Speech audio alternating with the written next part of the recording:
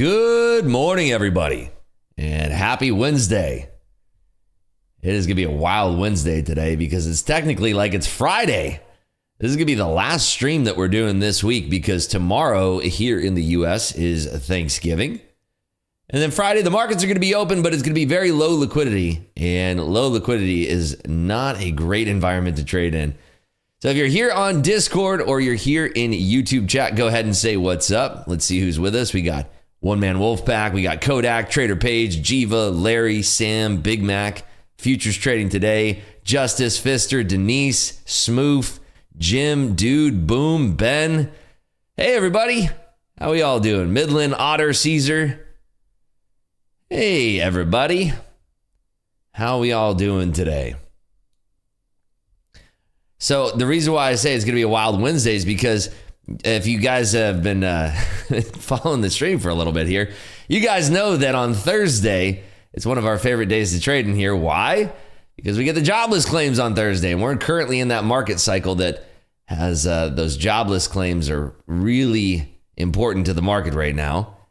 But because the U.S. markets are closed tomorrow for Thanksgiving, well, that means we get the jobless claims today. So it's going to be exciting. We get the jobless claims out at 8:30. We also have the October preliminary durable goods orders, the capital goods orders. We have the University of Michigan sentiment out at 10 o'clock today. We don't have any speakers. They're all on holiday already. Good morning, Richard. Good morning, Justice, Jonathan.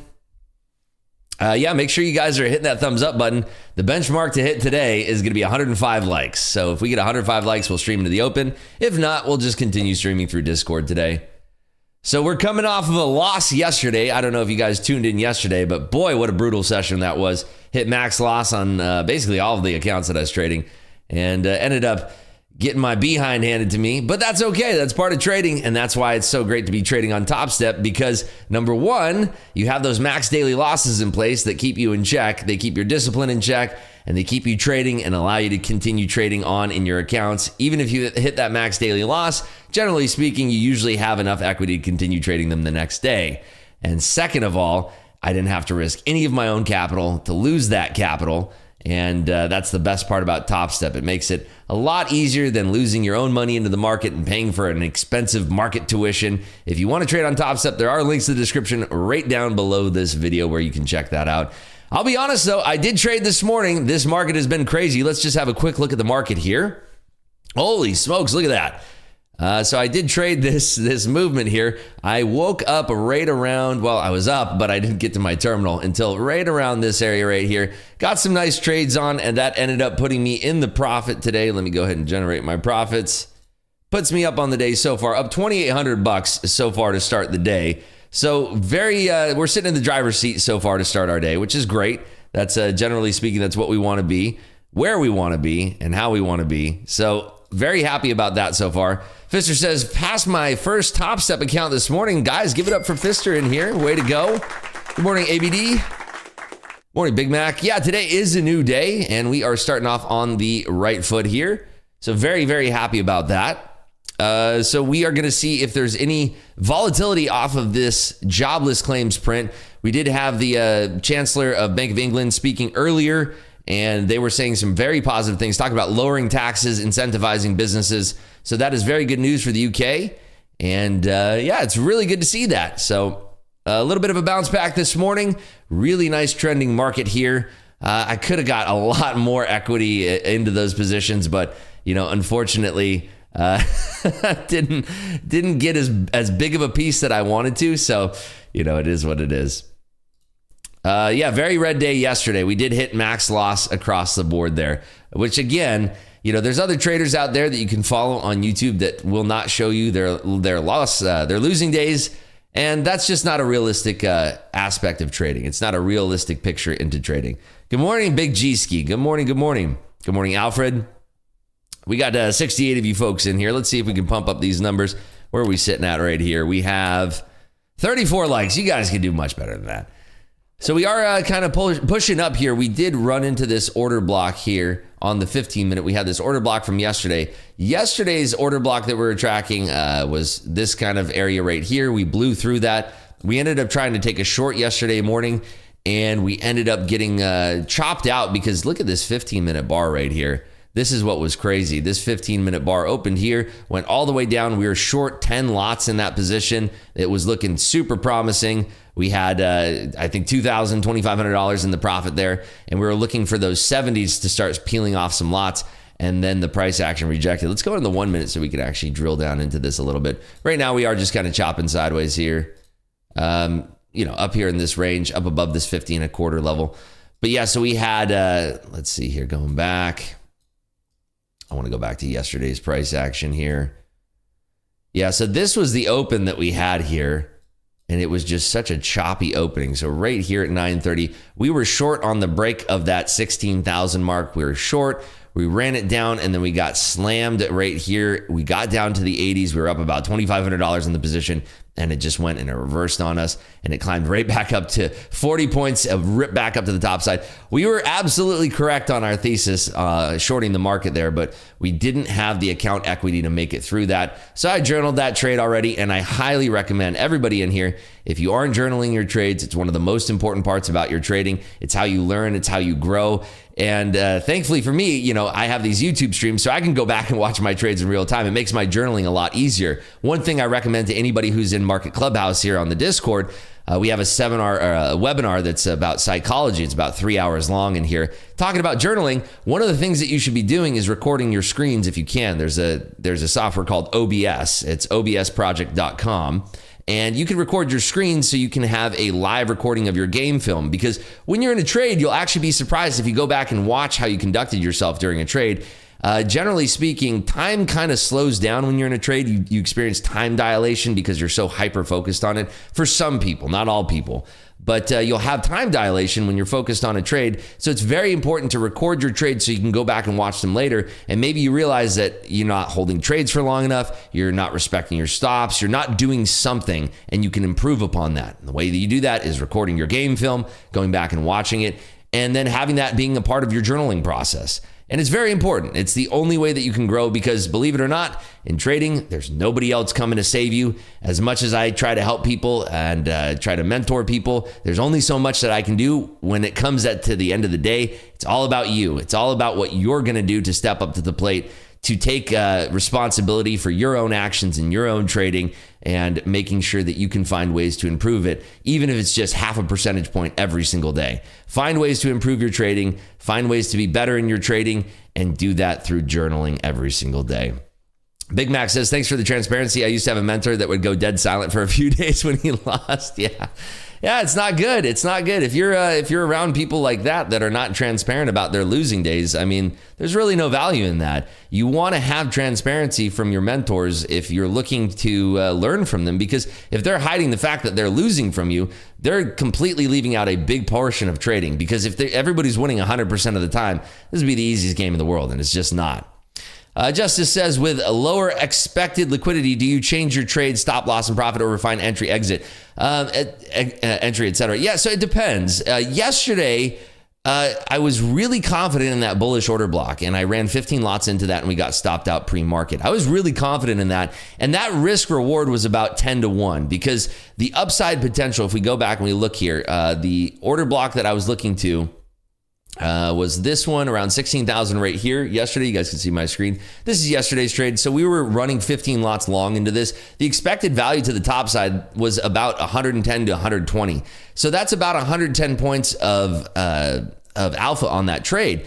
And that's a $30,000 profit trade on 15 lots. So essentially I was risking $3,000 to make $30,000, because if we do actually bounce out of that area, we're going to rip up to the top side. In fact, you can see how strong the market is here if we would have had that same buying momentum and that continuation, because I just thought that these were very early shorts here, and I thought that we would have blown that out to the top side. Unfortunately, it didn't work out. But again, this is why I use Top Step. I don't have to risk my own money. I can put on huge trades like that. And at the end of the day, my Top Step XFA count only cost me $149. If I can, I know that I'm risking $3,000, but that's the prop firm's money. Essentially, I'm really only risking $149 of my own dollars to potentially make $30,000.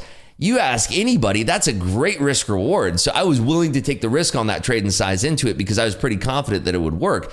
Unfortunately, it didn't. The second trade that we had going into that second trade, the open here, that trade I was confident to put on 10 lots. 10 lots to the downside here. If we would have rode that all the way to the extension where it went yesterday, that would have been an $18,000 trade. So again, that's a 6-to-1 risk reward because we're risking 10 lots.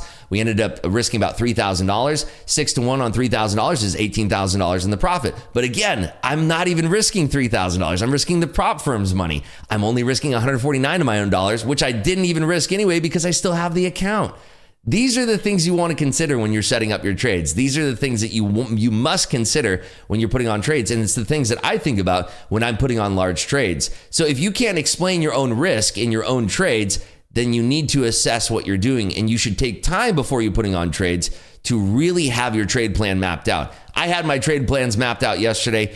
It doesn't work out sometimes, and that's okay. But like I said, it's a lot better to be losing prop firm money than losing your own hard-earned money into the market. And if you are inexperienced, there's no better way to get experience than not losing your own money in the market. Can it record audio too? I find myself talking to myself in trades. Yes, it records everything. It can record your screen, your microphone, everything. Zeno says, Rips is the GOAT, just popped in to put that public service announcement. Thank you so much. Rooster says, no clucking around this morning. Which is the journaling site that you mentioned? There's a couple different ones, but I'm recommending obsproject.com. obsproject.com is the one that you can use to record your screens, record your microphone, and you can record. It's the same setup that I have for streaming here. It's obsproject.com. OPEC confirms to delay meeting from November 26th to November 30th. That's just out on the wires right now. So the game plan for today, we are running into this order block here up to the top side. I didn't put on a short here because I was preparing for the stream, but we want to see if we can actually get through this block. Let's go to the 15-minute time frame here. Yeah, we want to see if we can actually get through this block, because if we do, we want to find strength up here above 85, 75 in that zone. We do have a pocket of liquidity above that, so we might get a little inducement there to the top side. If we do, we're going to play that as it lies. I do want to see how the jobless claims come in. If the jobless claims come in a very low number, that would probably send the market right back down. So today could be a low volume session. I do want to trade with smaller size since I am sitting up here right now. Like I said, we're starting the stream up almost $3,000. I do want to stay sized down, especially after a losing day like I had yesterday. What I tend to do is I tend to size down after I have a big loss like that, because it keeps me in line, keeps me in check. Because if I tend to size up in the past, what I've realized, and this is through my own journaling, recording my trades, going through that process, what I realized is that, you know, if I have a big losing day and then I continue to size up through the next sessions, well, then it's going to be a problem, because I usually end up giving more back the next day and I'll stay in a drawdown. Sam says, do you have risk management on every trade? Yes. You must have your risk defined before you put on any trade. You should know exactly where your limit is, what your risk is, how many ticks you're risking, what that is in dollar amount, how much that's going to affect your account, what the percentage is, and generally what you're looking for is where your profit targets are going to be as well. So you want to have a clearly defined risk to reward ratio. So generally speaking, that should be anywhere from 1.5 to 1 all the way up to, 100 to 1 or whatever the case. But you want to make sure that your risk reward is not lopsided. You don't want to be risking 2 to make 1. You want to be risking 1 to make 2. So we have 15 minutes until the unemployment claims. That's going to be the continuing and initial jobless claims. See if we have a preview on that so far here. Anybody have any positions on out there? I am curious.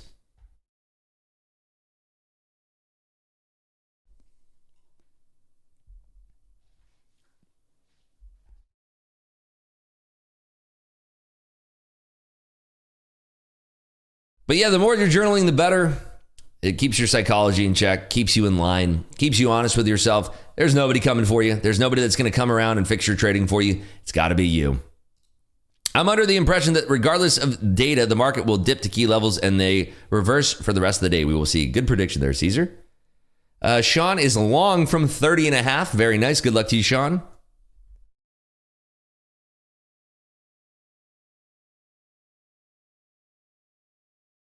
All right, we're about halfway home here. Make sure you guys are slamming that like button. We are looking for 105 likes today to stream into the open.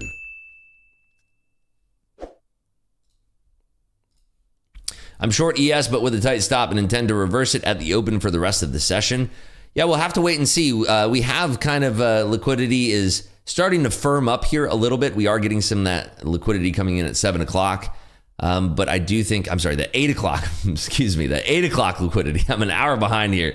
That 8 o'clock liquidity is coming in. And I think that we're going to have a little bit of a pause in that liquidity as we get closer and closer to the bottom of the hour for that jobless claims release. So let's see how this unfurls. Let's see if we have a preview here.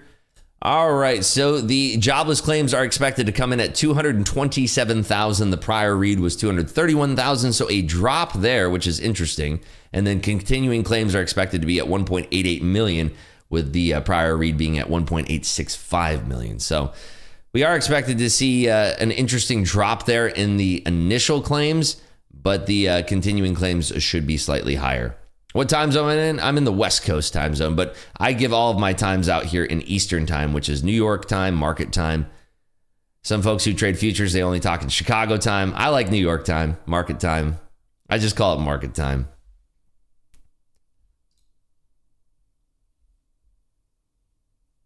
So yeah, we are just kind of chopping around this range here.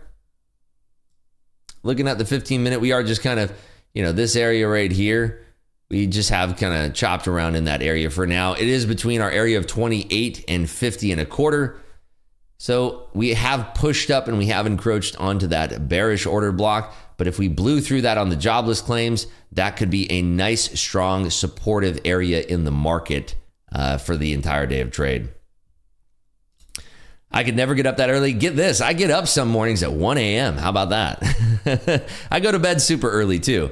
I go to bed at 7, 8, and maybe 9 some nights. But I wake up in the mornings, early in the mornings when it's still dark out, 1 a.m., 2 a.m. I've always been that way. I've always been a very early riser. I love being up before anybody else. It's my favorite. Any advice on dealing with tilt trading? Trade on Top Step. Trade on Top Step because they'll cut you off.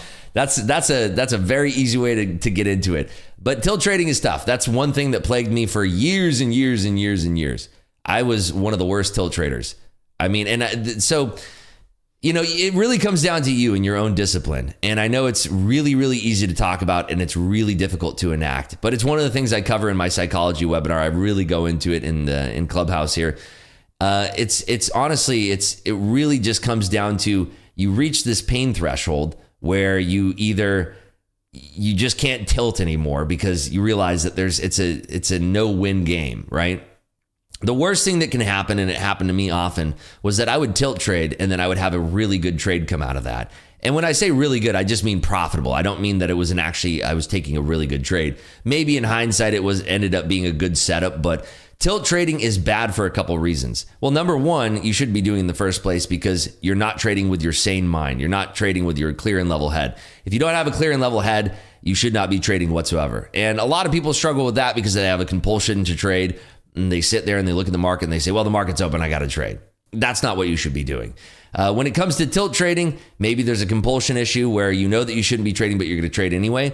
Well, let's say you tilt trade and you get a really good trade on. What happens on a neurological level is that you're going to take a really good tilt trade and it's going to be super profitable. And now every single time that you have that feeling that you're on tilt, your brain tricks you and it says, well, the last time that we did that, you got rewarded for it. So it strengthens those synapses, those connections in your brain, and it makes it much harder to break that bad habit because now the next time you tilt trade, again, you're not in a sound mind, you're not level-headed, and you're not going to be taking good trades. Maybe you're trading outside of your wheelhouse. Maybe you're trading more size than you should be trading. For me, it was everything. I did everything wrong. I was just aggressively trading. I was not picking good spots to enter. I was just all over the place. And it would cause me my most monumental losses in my career. And so when you get rewarded for tilt trading, your brain starts to think, this is what I should be doing. This is how I should be operating right here.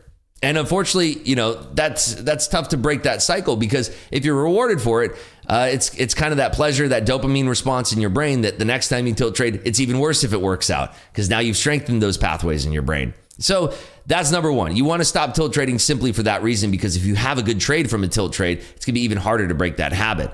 You have to understand that it really is never going to serve you in a good way, even if you make money on it, because you're just going to create a strong habit that you have to break later in your career. For me, it probably took about 6 months to a year to finally break free of my tilting, but I was tilting for a long time before that. It took me actively 6 months to a year when I was really focused on breaking that habit to actually stop tilt trading. So you really have to be conscious of it and understand that it's dangerous. It's like you're not going to go and start using hard drugs for no reason, right? You're not going to just go and, you know what? I woke up this morning, I'm going to start using hard drugs right now. You're not going to make that decision. If you look at tilting in the exact same way and you say, well, I wouldn't make that stupid of a decision. I'm not going to go and run in the middle of the highway right now.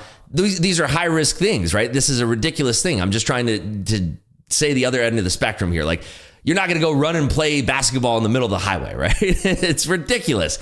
But you want to look at tilt in the most ridiculous way possible. You want to look at it in the exact same way and say, you know, I'm not going to do that because it's so dangerous.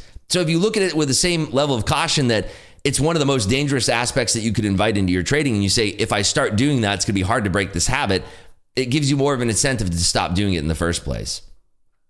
Fisher says, when I feel on tilt, I change over to an eval account, rather blow an eval than one of my PAs. Yeah, that could be helpful. But again, you run the risk of being rewarded for tilt trading because you may say, like, you know, let's say you're extremely on tilt, you go over to your evals and you start hitting it on your evals. You might say, well, now that worked on my evals, I'm going to start bringing that in my PAs. Again, we're trying to break the cycle of tilt. It's really, really difficult to break if you're trading on tilt.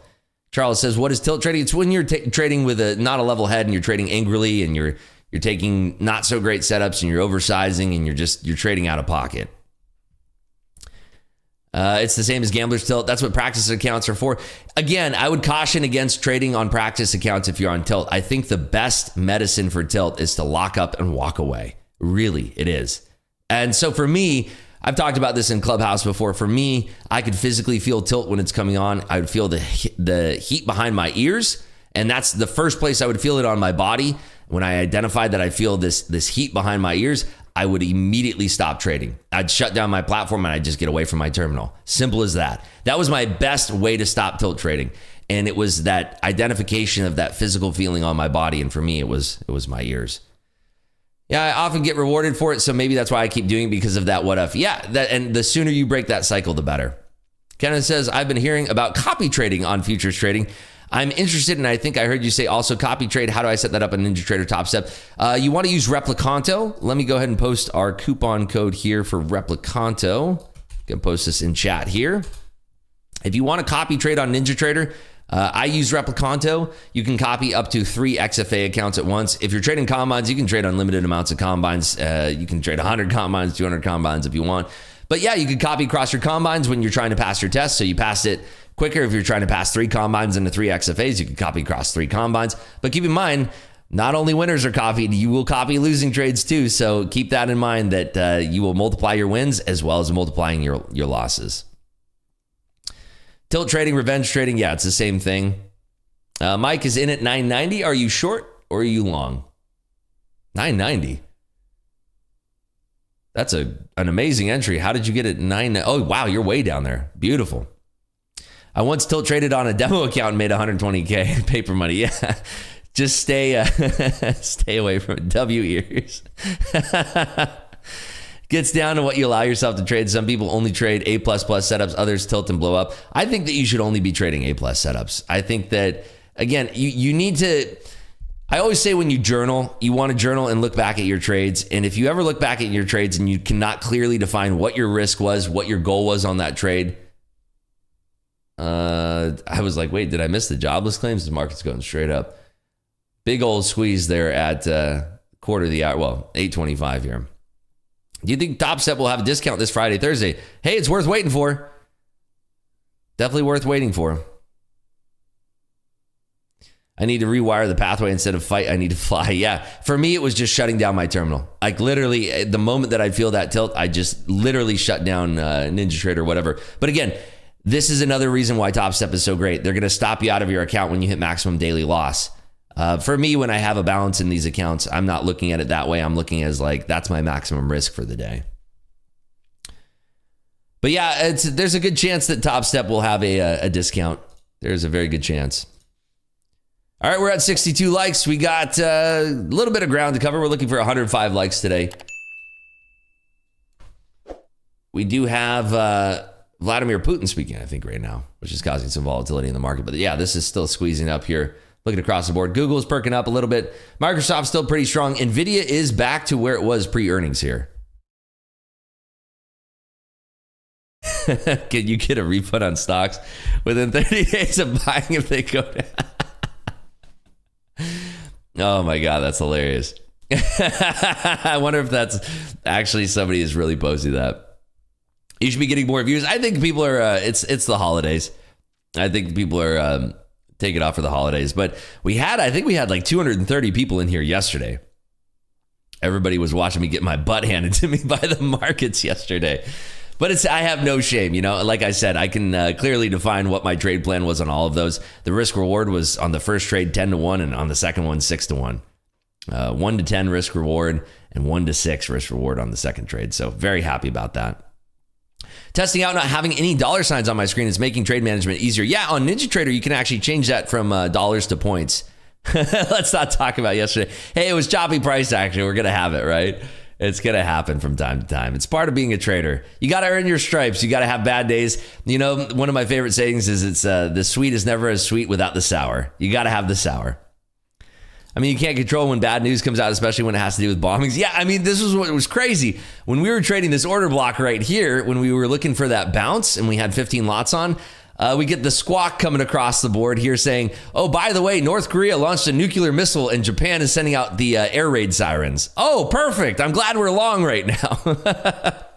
That was hilarious. Like the time, not hilarious. Sorry. I mean, I'm not trying to be insensitive here, but the fact of the matter is that the timing that we had that position on, the timing that squawk came out, it just sent the market straight down. It was just like, man, that was just not the right timing because we're right at that order block. That's when we needed buyers to step up. That is seriously my worst fear every time I take a trade. But this is why we use stops, and this is why we use ATM strategies. That news wrecked me for max loss. Yeah, join the club. Me too. It was not kind to us. It was not cool. On NinjaTrader, how do you add your blue line levels? That is actually an indicator that I had created for me. This is just the hourly high and hourly low right here. Let me show this here. It's the hourly high and hourly low. All right, we are, 2 minutes away from the data. Let's focus up here. Let's see if we can pull any alpha out of the markets. So we are running into this order block here. If we break through this order block, it becomes a breaker block, and then it could potentially be a strong level of support throughout the day. So let's see if we get an advantageous trade, an advantageous setup here that we could possibly take. So jobless claims are coming out here first. We have about a minute and a half here, folks. A minute and a half. Make sure you guys hit that lucky like button. Lucky like button will get you a profit on your trade here. I promise you. Stack says, yeah, we're going to moon so hard. Yeah, let's do it. Let's go to Moontown. Good luck, everybody. Good luck, good luck, good luck.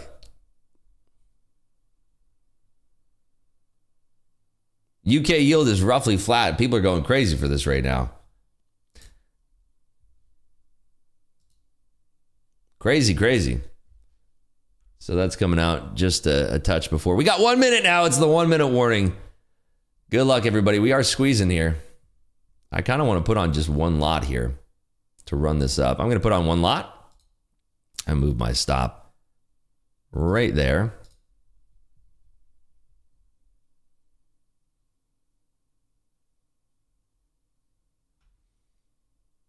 Let's look for these jobless claims here. 30 seconds, everybody. 30 seconds. Good luck, good luck, good luck.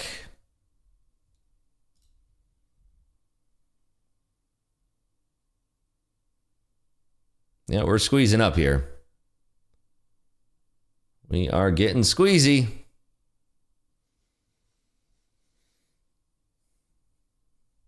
$15 seconds here.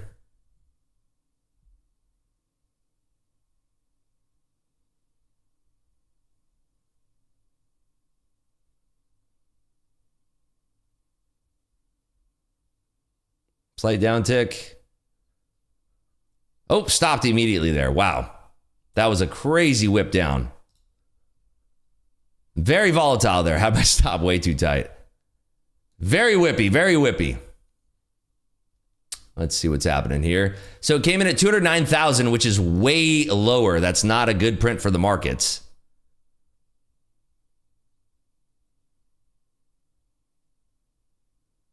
Watching here, durable goods orders minus 5.5% versus a negative 3.2% estimate. See if this is going to bottom out here. Watching. That was a crazy whip to the downside there.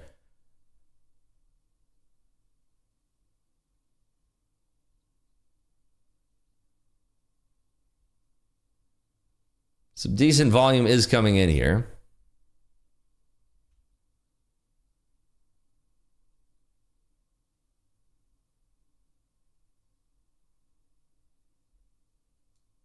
Pretty volatile, though. Very, very volatile here. I'm looking to take a potential follow-up trade, and I'm just watching how this tape is unfurling here.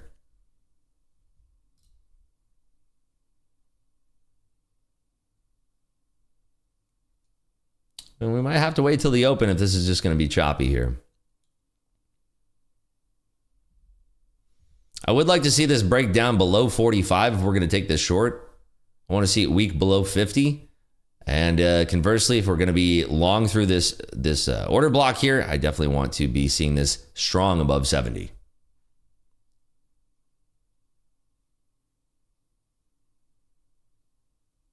Very washy right now. As the market open tomorrow and Friday, it is a half day. Yeah, it's a half day. There's going to be some futures open, but I will not be trading it myself.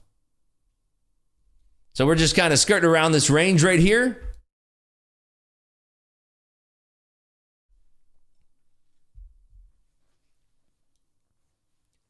It is looking like it's rolling over just a touch here, but tech is still holding a little bit.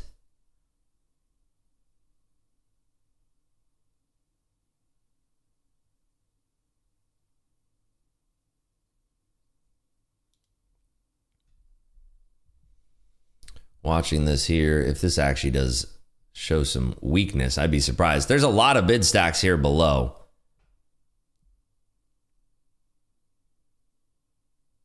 I will attempt this long, actually.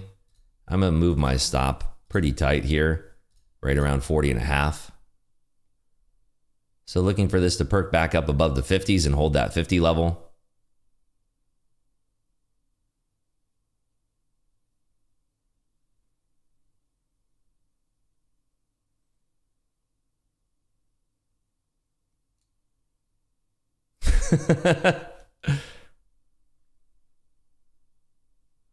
So let's see, can we hold these 50s?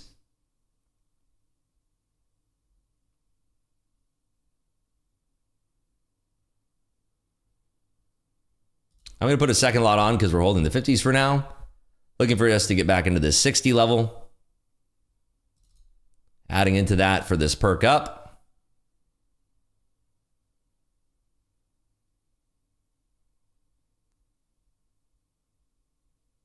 Little stall there.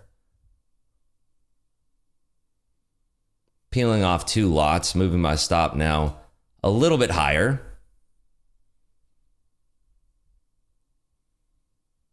Looking for this burst up through 60 now. Stopped out there on the final 2.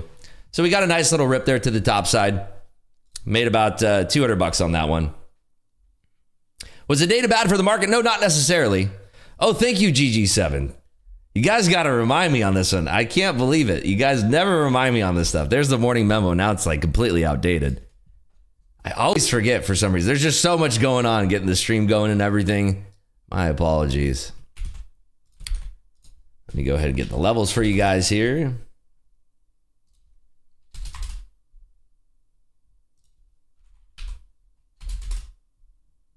And there we have it. Morning memo has been posted.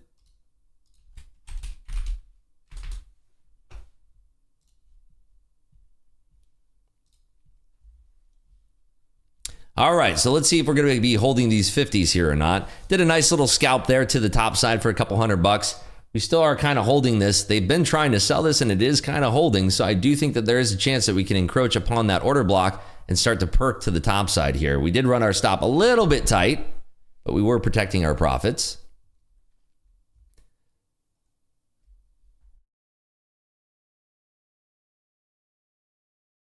Just made 20K today trading gold. Very good month for me. I'm done until next year. Guys, give it up here for Dope Wreck. Nicely done. Great job. That's awesome. What was your trade there on gold? Were you short? Were you long? I haven't looked at a gold chart in a hot minute here.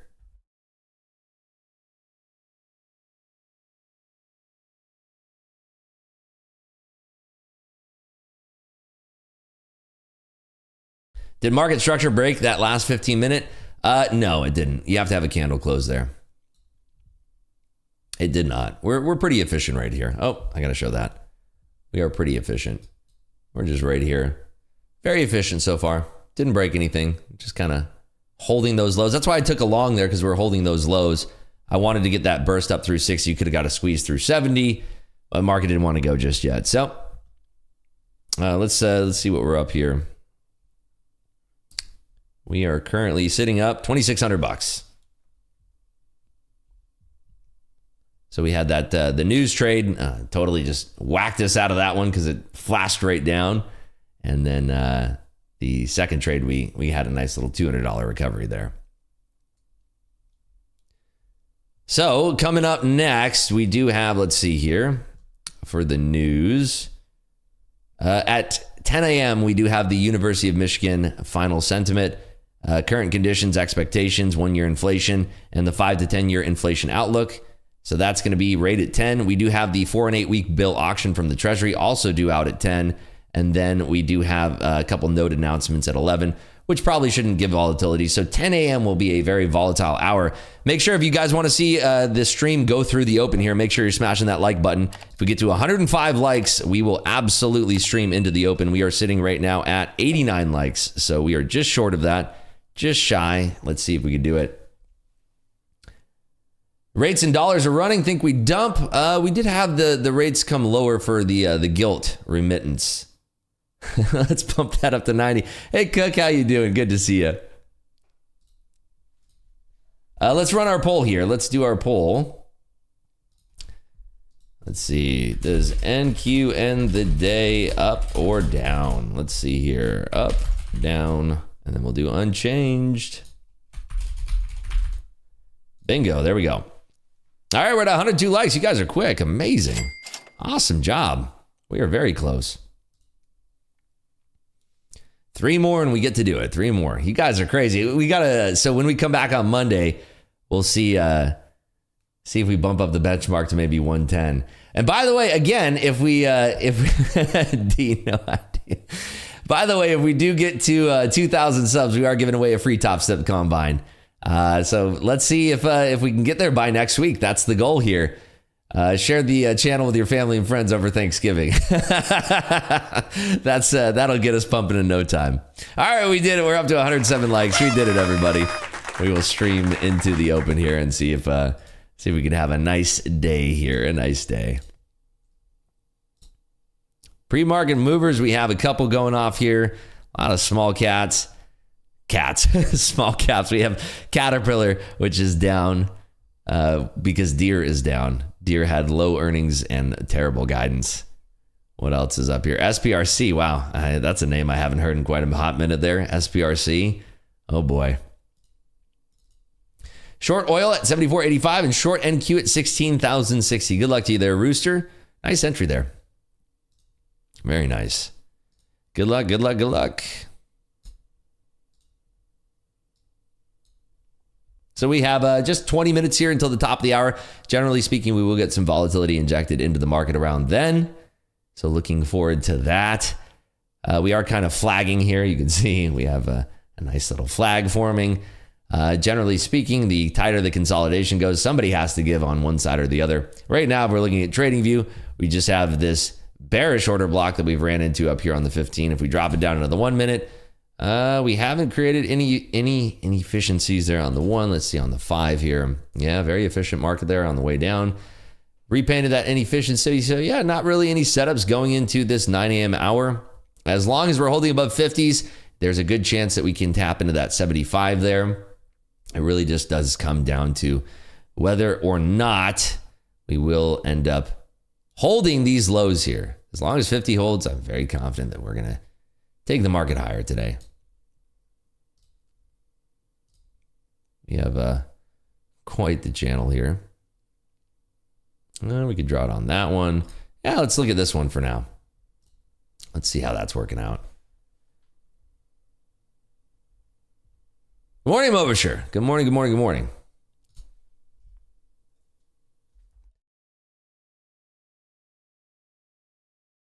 Hope you have a good day too there. Thank you so much. Appreciate you stopping by. And we still are holding the 50s here. Point of control is right here at 54.5, which is interesting because if we're looking at Bookmap here, you can see that we have a very low, I mean, this is a volume shelf here, but the big boy volume shelf is all the way down here from yesterday's session. So we're kind of creating a new volume shelf, a new volume profile up here. Do liquidity providers always hit the market at the same time each day? It depends. Like yesterday, if you look back at the stream yesterday, you can watch the Bookmap, which if you're watching the screen yesterday, it would be right above me, right above my profit and loss here. You would see how fast the orders are hitting the market. And I actually made a comment about it that at the quarter of the hour, it was right at 9:45. We had some liquidity providers come into the market and they went full sell side, and we ended up being long right when we were long when they came in and they went full sell side. But you could see the velocity of those orders hitting the tape, and right away those orders came in and then they kind of stopped again, because when the market opened, there was a lack of participants in the NQ. I wasn't watching the E-mini tape at the time, but there was a lack of participants in the NQ, and it just created a very sticky and precarious situation when we were looking to break below those 80s. There was just no sellers coming in. So you want to keep an eye out usually at the bottom of the hour, the quarter of the hour, the top of the hour. And that's usually when you have liquidity providers turning on. Also, if you're watching the 10 minutes before the close of day, and that's the New York close of day, 4 p.m. So if you're looking around 3:50, at 3:50, we get a huge injection of liquidity. It's a lot of the MOC orders that are going off. MOO are the market on open. MOC is market on close. Yeah, so in 3 minutes, we should see a slight injection in volatility. Generally speaking, you do have these zombie hours. Post print, if there's not a big reaction in the market, you will have some of those liquidity providers peel back. Now, keep in mind when you're looking at this liquidity in the market here, you know, if there's a good chance that the market's going to rally higher, you're going to see, if we did flush down here, you're going to see a lot of buyers stepping in, which is kind of what we're seeing right here on the Bookmap, right? We are seeing every single time that we come down here, these areas, these large bubbles here. I mean, that's a 215 lot, that's a 95 lot, that's a 30 lot, 40 lot. You know, you do have some buyers stepping in, but conversely, when we get up to these top side areas up here, you know, you got a 30 lot, a 40 lot, 20 lot, 70 lot.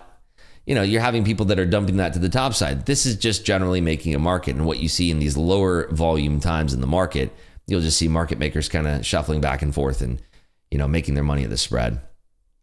X4M, I'm late, sorry, and good morning anyway. Good morning to you, X4M. But yeah, it varies, but it's good to be watching at 15 minutes, 30 minutes, 45 minutes, and the top of the hour. That's when it's good to be watching. Morning there, Tough. Yeah, I'm saying good morning, but it really feels like the afternoon already for me. And it's like I got those Friday feels because, you know, we have the holiday tomorrow here in America. And it's just, I don't know why, but it feels like it's Friday for me. Rooster's got to stop saying good luck to you there, Rooster. Yeah, just looking across the board here, SPY is just holding this trend to the top side here. Microsoft, Google, all holding this trend.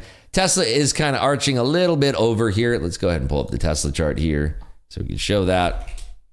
You know, it's kind of arching a little bit back here down to the downside. But if you're looking at Google, you know, Google is still trending up, SPY trending up. What else do we have here? Meta trending up, you know, Apple trending up.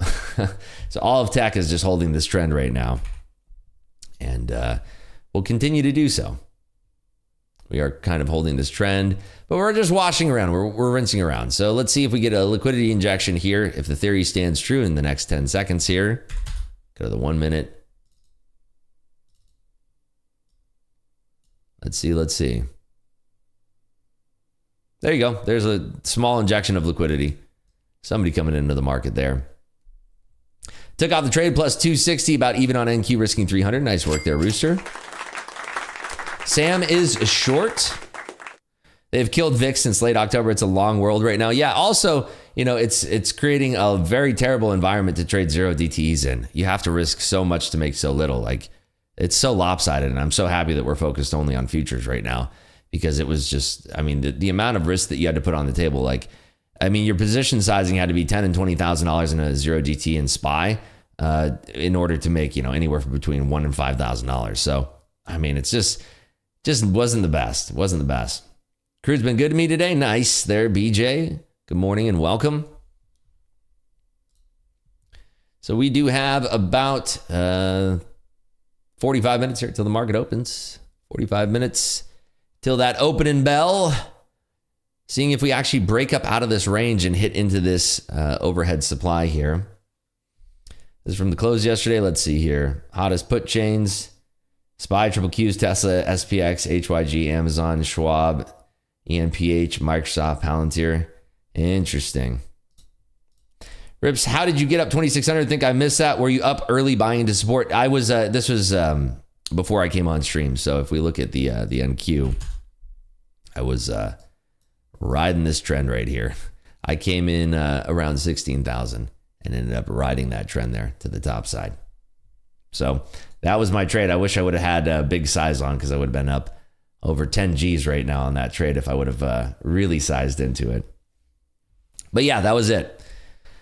We did take a trade on the newsprint here, and we had one loser, one winner. So about scratch on that. I think net overall, we probably lost about 100 or 200 bucks there. So now we are looking for this trend to hold here, and then looking for encroachment into this order block. And hopefully we blow past through it for the longs, and that would be a breaker block, and then it would be strong support that we could base our trades off of throughout the day here. If we come up to that order block and we reject off of it and we snap this trend to the downside, we have room to the downside here, down at 27, down at 16,000 flat, and then lower down here at that 70 level that we've been tracking. So a lot of potential areas here. We could potentially make it up into this 114 area if we start to really rally today. The liquidity that we have that's up in that area will get jammed up between 75.5 and 87.75. So that's the areas that I kind of want to be watching there to the top side. Dollar pumping is actually not good for the equities. You want to see dollar down, equities up. GEX levels for SPY here. 454 has some negative gamma. 452 as well. 455 on the positive side. Triple Q's looking like 390, negative 388, 387, 386. Do you have some positive gamma at 391s though? Interesting. Rooster is short. Good luck to you. All right, folks, I'm going to take a quick restroom break. I will be right back with you here shortly. Don't go anywhere.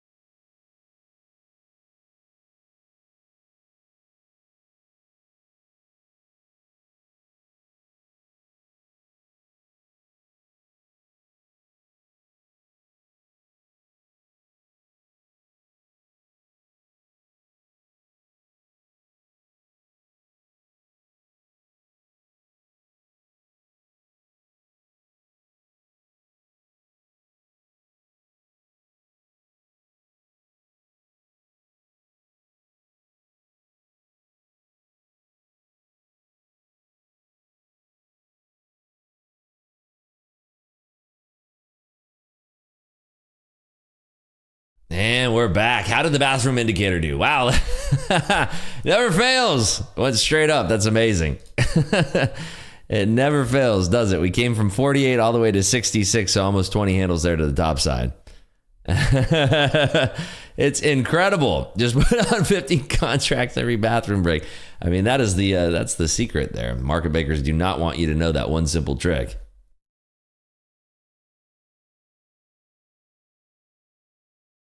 It's amazing. Does it without fail every single time. So we are deep into this order block here. Really seeing what it's made of. Holding this trend still. It's going to be interesting to watch NVIDIA here off the open, because you're going to have basically all of the people who bought calls and puts are going to get crushed. So you're going to have, I mean, if you're smart, you're going to hold on to your contracts. I don't care if you're in calls or puts. That's what you're going to do. But we're going to have a complete volatility crush. Made 200 from the laptop at work. I linked Tradeovate to TradingView. Just opened a web page and placed a trade. Looked at my book map from the stream. My phone life is over. That's hilarious. That's so funny. Yeah, that's a great thing about Tradeovate on Top Step is you can link that to TradingView and you can trade right off the web. Anyway, to get the ads to come on when you take a break, you're just about to say something important and a stupid ad pops up. I do not know. I do not know about that. I wish I could control that. Feels like it wants to rip through the top here. Yeah, it looks like it, right? We have a topping area up there to that 66 3/4. You do see a lot of liquidity that they are kind of putting on the offer there. But yeah, Justice, you could also check out we have the zero latency stream here live in Discord every single day. If you want to join us, there's a link in the description down below. You can check it out for $7. It's well worth checking out. $7 for your first 7 days, seeing if you like our community and like hanging out with us here in Discord. So we are perking up here, looking at testing this hourly high of 68. We'll do in the new year. Nice.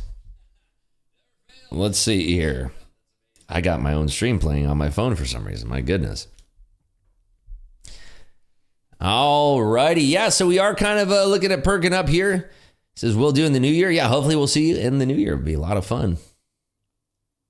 So we are perking up here at 68 now. Do not have a position on, but the market is looking incredibly strong. If we did pull back here and kind of reject and make a higher low, then I would be interested in entering the market there. But again, we have to keep in mind that we do have the top of the hour coming in hot here in 4 short minutes. 4 short minutes. Market is just in full-blown squeeze mode this morning. Triple Q's gap at 390 3/4. Have we filled that gap yet? Let's see. Go over to the triple Q's. Looking to fill that area here. From there to there. Let's see here. NQ. Yeah, we are perking up. So if we break through the top of this order block here and then show strength and resilience, there's a good chance that we can use that area as support for the rest of the day here.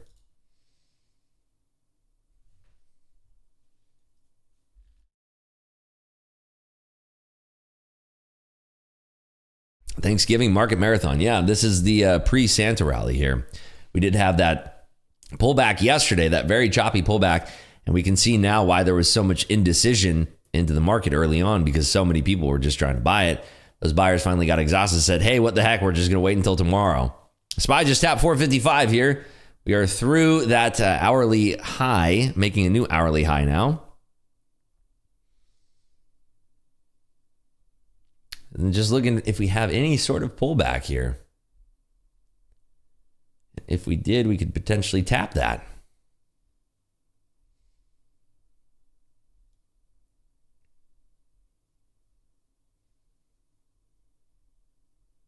So watching up here at 69 and 70. We do have room all the way up to 75. I do want to see if we get kind of some sellers showing up at 75. But this market is nonstop so far. Microsoft is off to the races here. SPY is now pushing up through 455. Google is waking up. Amazon even waking up a little bit here. Nvidia is back at 502. In the pre-market when I was watching, it was trading up above 505. So that one has some room to the upside as well. We are 2 minutes away from the top of the hour, so there should be some big liquidity being injected into the market here.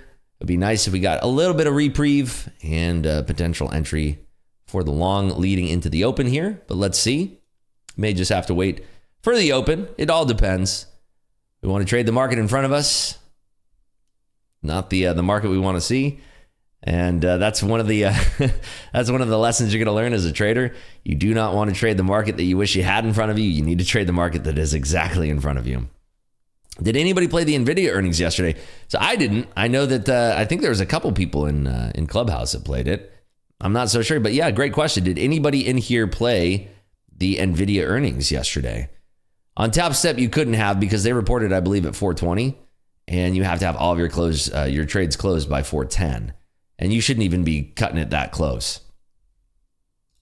Hottest call chains. Let's see. SPY, Tesla, Triple Qs, VIX, SPX, S Triple Qs, Amazon, and NVIDIA. Interesting. Never play earnings. Yeah, it's a very tricky thing. A lot of momentum there. I mean, it really rinsed people. If we go to NVIDIA's chart here. Well, let's hold for the top of the hour. We got 45 seconds to the top of the hour. Let's see if we get some liquidity injected in the market here. Let's see. Little slight pullback, holding this 65. So this could be a double top into this order block, and then we could be weak for the rest of the day. So let's see. Is it 4:10 or 3:30 to close trades on Top Step? It's 4:10. 4:10 Eastern time, but you do not want to cut it close. You should be out of the market by 4:05 at the latest. Website says 3:30. That is not correct. It's 4 p.m. 4:10 p.m. They say 3:10 CST, Chicago Standard Time. I believe that's what they say on their website. Or 3:30 perhaps, but that's Chicago Standard Time. But it's 4:10 Eastern Time. So we are pushing up here. There's the 9 a.m. liquidity injection.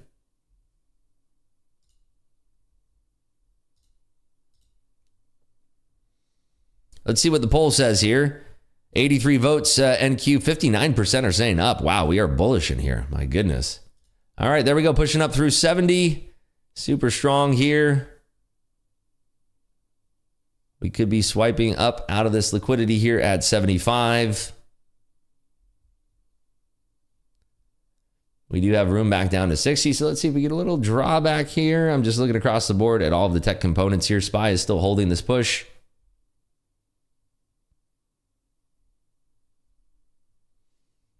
Again, we have room all the way up to 75. So that's what we're going to be watching for. Still a lot of buyers stepping in.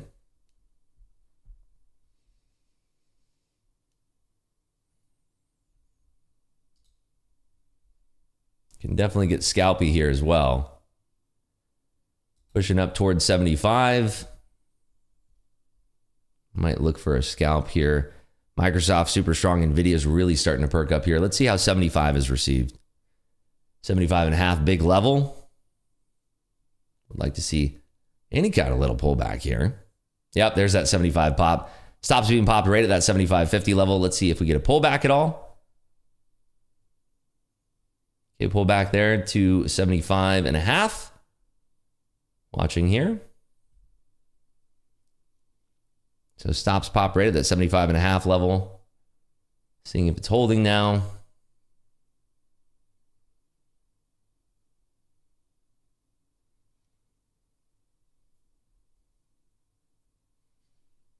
Looking at a potential scalp here.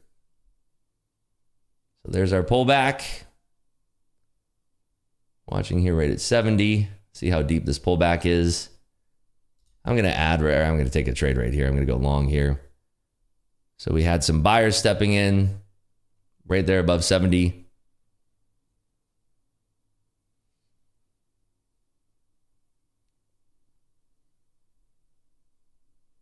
I'm going to actually move my stop up.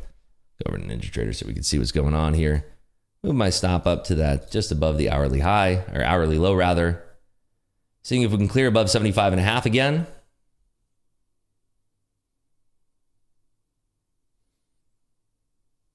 Microsoft still very, very strong. NVIDIA as well. Sarah's in the long since 49. Very nice.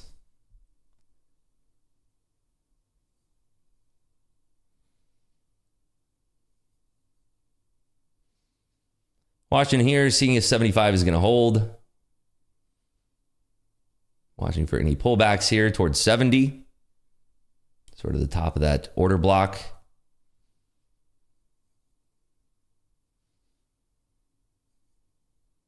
I'm going to add a second lot here. We'll add into a pullback down to 70 as well.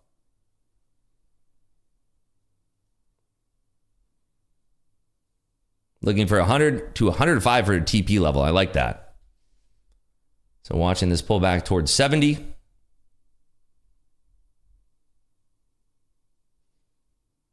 Third lot on there. We'll add again towards 70.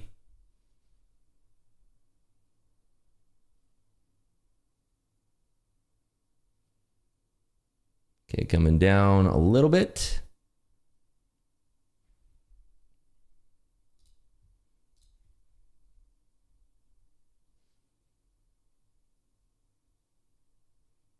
Okay, here's the area where I want to see it firm up.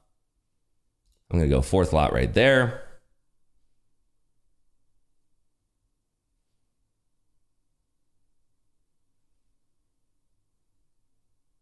Fifth lot on. Adding into that for this push.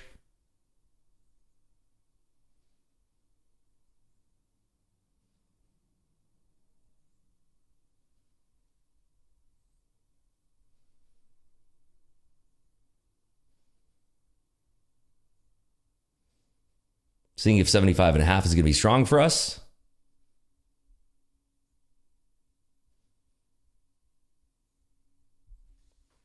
Watching here.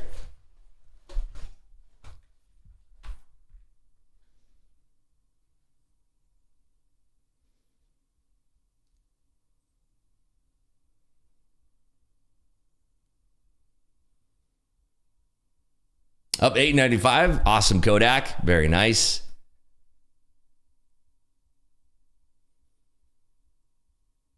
Watching this right here. Right at 70 again. So flush through 70. Actually going to bring my stop a little bit lower so we can take some heat on this.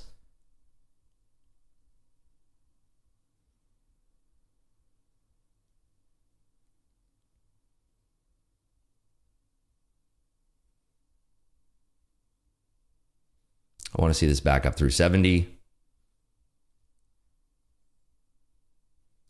Another lot on here. Two more lots on here. All right, I like this position now. I want to see this back up strong through the 70s and encroaching high above 75 here.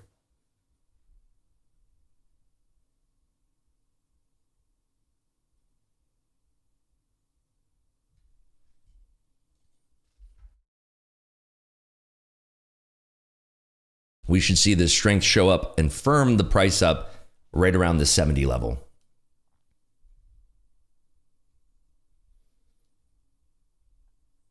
Little pullback there in Meta and Microsoft. We do have 24 minutes till the market opens. Some buyers stepping in here at 70.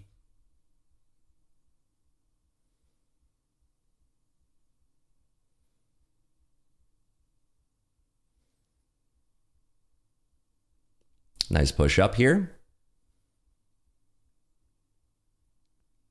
We want to see that continuation.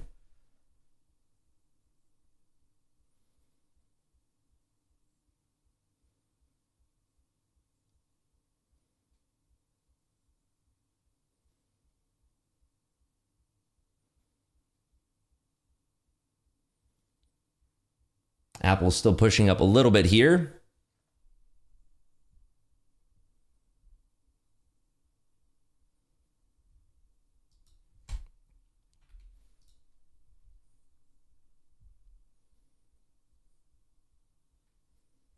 I want to short so bad, but sitting on my claws. Yeah, I think as long as we're holding these 70s, there's a good chance that we're going to encroach back up into 75 and start this this bigger move to the top side here. 75 is a big level, and we did have a blowout rate above it, but I still think that we have stops to pop above 75 here. So that's what we're watching for. Rip, so good hearing you, seeing you after so long. Good to see you there, Wiz.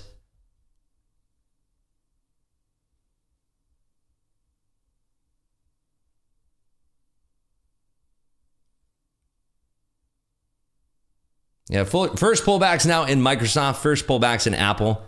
Seeing if we can get back above 70 here and hold this strong.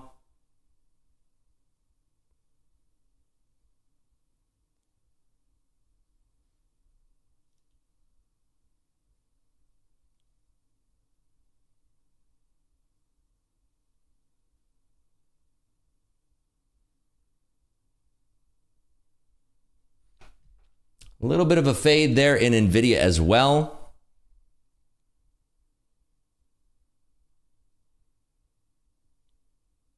Watching for the 70 reclaim here.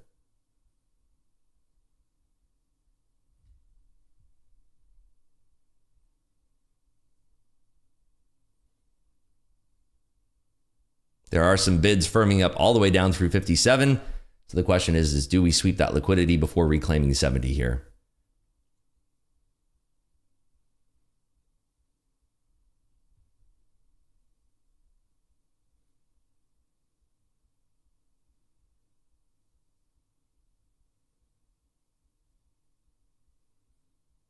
Still a little bit weak below 70. I want to see this start to perk up very soon here, or we're going to have to probably look to close the position and wait for the market open to put on our next position. Yep, still showing a little bit of weakness here.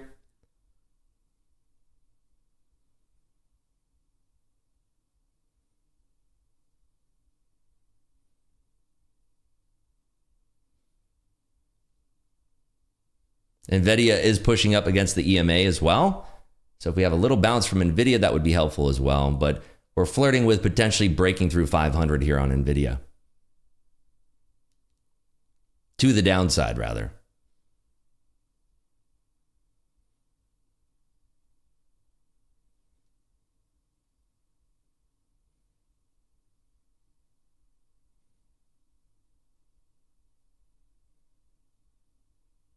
All right, I'm going to cover half of that position here. We're just doing a little slow bleed there to the downside.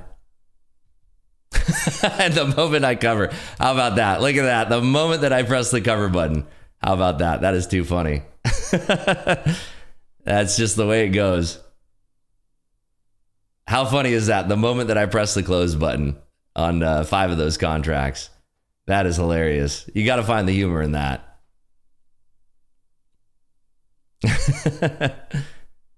That was hilarious. All right, so let's see if we hold above the 70s here. We have Apple just perking up like crazy right there. That was really funny. That's hilarious.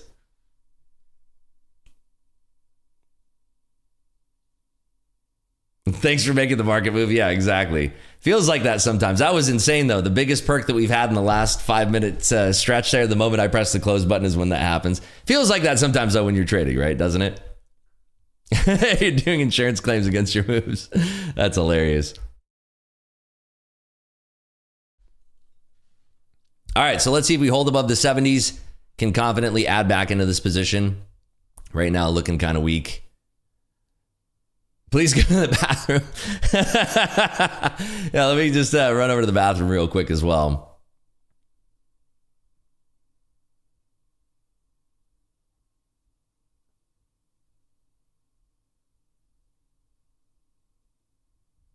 Yeah, I'm going to cover the other 5 there. So going flat on that one, that's going to bring our P&L back down towards $1,300 there. So taking a little bit of a loss there. But yeah, that's just unfortunate. That's just the way the timing goes sometimes. It is unfortunate that we got that resolution that we're looking for, that pop, the moment that we pressed close on half the position there. All right, we're seeing the buying firming up just a touch here. It is firming up just a little bit. But we have NVIDIA really pushing against the EMAs here. So we might just have to wait for the market open. Market's going to be open here in 17.5 minutes.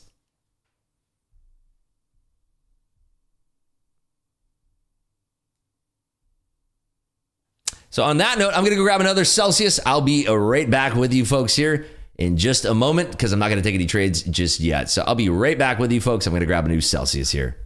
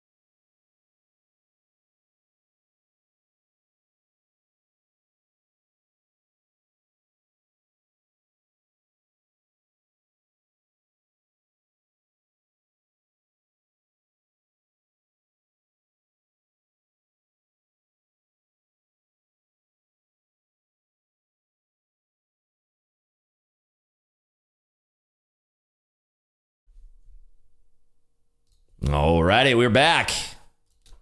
Market is continuing to fade. We're back towards the end, the edge of this breaker block. Technically overhead supply still. So we are fading. The first pullback, real pullback in this extension since the newsprint. So terrible timing on that entry there. All right, watching this here, looking at this pullback, seeing if we firm up here at all towards the end of this block. NVIDIA did break through the EMA, so that's why we're kind of cratering down here. Q's gap fill and pullback. Yeah, we did pull back. We're now right back at the trend line here. So if this trend line snaps to the downside, we could see some violence here to the downside. I probably want to wait until market open now, though.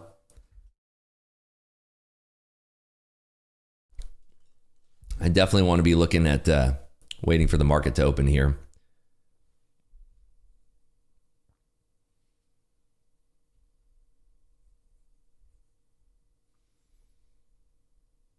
Firming up a little bit. I'm going to take that long, actually, because we're right at the trend. We're bouncing off that trend. I'm going to move my stop pretty tight here. Looking for this reclaim over 60. Adding into that push for that reclaim of 60.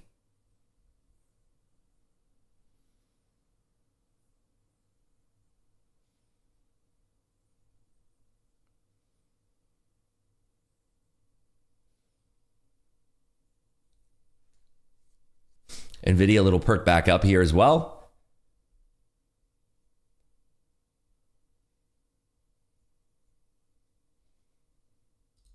Adding into that right there for this push above 60.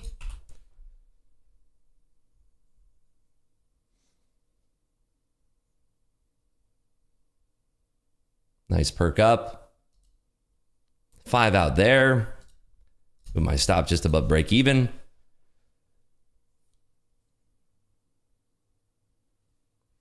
$65 pre, little front running there into 65. Stopped out immediately. So that gives us back a little bit there, but that stop was terrible. Look at where it stopped us out there. Look at how violent that stop was. My goodness. Terrible, terrible, terrible stop out on that one.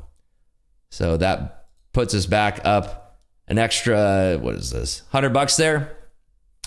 That's a shame. Look at that pullback there in Bookmap. Look at how strong that pullback was. They just jammed that thing down. I thought that running our stop there would have been viable, but you know, that's just the way it goes sometimes. So we might have to wait for the market open here. I am seeing if we're firming up here at all. If we are going to firm up, I will potentially look at scalping this again. Dollar is ripping here. Good to know. Going crazy. Let's see. Holy smokes. Dollar's going straight up here. Look at this. Dollar literally going straight up now. Wow. That's insane.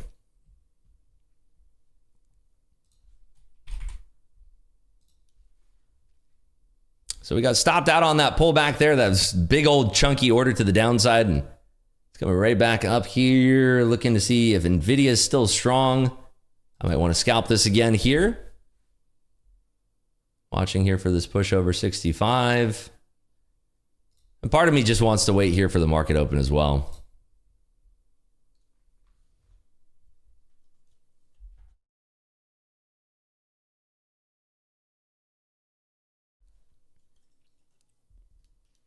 So we got a pull back down there. Still holding that trend. Big old chunky order that came in right here to the downside. That was from 64 slammed down to 58. So a monster move there. 6-handle flush. Big market order coming in. You can see here on the candle, we covered at the top of the wick and then we got totally smashed out on that stop. Totally boned on that one. So we are now holding above 65. This is the trend that I was looking to hold on those final 5 lots there. But unfortunately, we had that big old smush down that totally whacked our position there. If you are enjoying the stream, by the way, please make sure you are hitting that thumbs up button. Make sure you are subscribed with notifications turned on. We're very close now. We're very close to hitting that 2,000 sub benchmark so we can give away Top Step Combine. Deeply appreciate what you do every day. I hope you have a blessed Thanksgiving and spend valuable time with your family and friends. Have a great Thanksgiving, everyone. Thank you so much there, Kodak. He's going to close early today with $895 in the profit. Every day I'm learning so much from you. Market sentiment, learning how to read news data, auction theory, psychology, trade management, the list goes on and on. Thank you so much. That's really, really nice of you to say there. Yeah, I try to be as transparent as possible through everything that I'm doing here. I don't try to sugarcoat anything. I try to tell it like it is. Somebody that's been doing this for a very long while. We are about 10 minutes away from the open here, and we are just pushing up some more. Would have been nice if we didn't get stopped out on that crazy push down there. I mean, look at that stop out right there. That is insane. Would have been really nice if we were able to continue to run our 5 lots to the top side here. Would have been very deeply in the profit here. But that's just the way it goes sometimes. We ran our stop a little bit too tight, but even though I'm just questioning where could I have put my stop that would have made sense, that would have protected us from that flash down? It's a good question. But all right, so we have just under 10 minutes now until the market open. Make sure you've taken your bathroom breaks. Make sure you're calm, cool, and collected and ready to smash today. Make sure you're ready to make today yours for the taking. It's all yours. We are in this order block here right now on the NQ. Go over to Trading View. We're just kind of waffling around in this order block up here. Point of control is right there at 54.25, which is basically where we flushed down to here in Bookmap, that you can see right here in Bookmap. That's where we flushed down into. We took a long here with, I believe we had 10 lots on. We covered 5, and then we got whipped out of our other 5. So unfortunately, we missed out on the majority of our profits there. So we're going to see what happens here off the open into this order block. If we do have strength through it, we do have room to the top side. We're trading at 66.25 right now, so we do have room above that, 75.5. So it would be interesting if we have a nice little rollover today, maybe down to below 50 here, down to 27.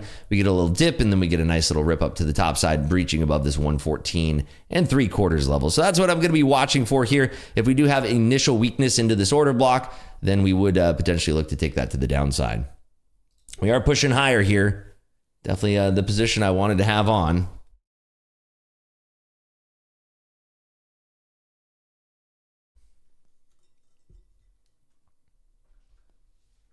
Make today our best day ever. That is the goal. So 59% of you are saying that the NASDAQ ends up. 7% say unchanged, and 34% say down. So we're going to end the poll right there. If you guys are interested in trading on TopStep, of course, there's a link in the description down below where you can get your own TopStep account, so you don't have to put your own money at risk in the market. Remember, all these trades I'm taking, I am funded by TopStep, so I don't have to worry about depositing any of my own money into any of these accounts. TopStep foots the bill for all of that, and the profit split is great. It's 90% for me, 10% for them, and you can get started for trading your combine. That's the test to see if you're good enough to be funded for $49. It's a really great deal, and you don't have to waste any of your own money learning how to trade the markets. Everything's included too. I'm on XFA. I'm not on live yet. Although I did get another email from the risk manager 2 nights ago saying that they like what they're seeing in my XFA accounts, and they're still looking at bringing me up. So I don't know. Take that as you will. After yesterday's performance, they might be thinking something else now. So I have to definitely gather myself and see if we can have a great day today. It is not available for Afghanistan. I'm not sure about that. I have no idea. I'm not sure. They have some prohibited countries, but there's very few of them. You just want to check on the country list. I'd rather keep 3 XFAs for risk. Same. Yeah. You should take some risky trades so they don't promote you. I mean, you could say yesterday were risky trades, right?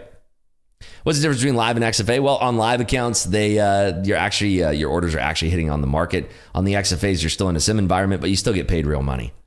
So all of the profit that I make in these accounts, this is real money that I can withdraw. But again, I don't have to pay. I don't have to deposit into the account to actually get that money. They fund the account for me. It's a beautiful thing.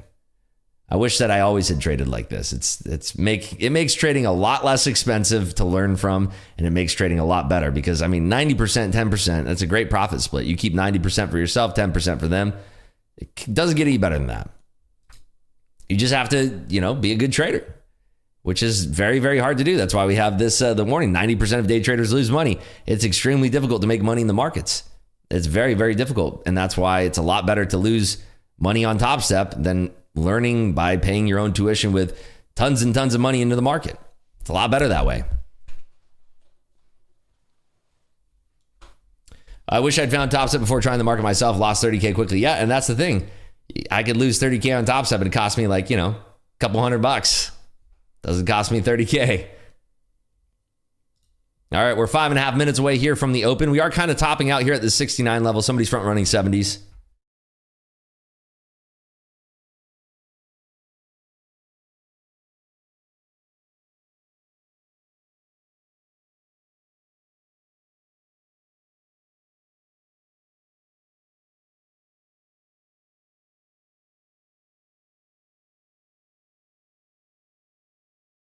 All right, there's the 25 injection of liquidity. 925. We usually get an injection right around this time here.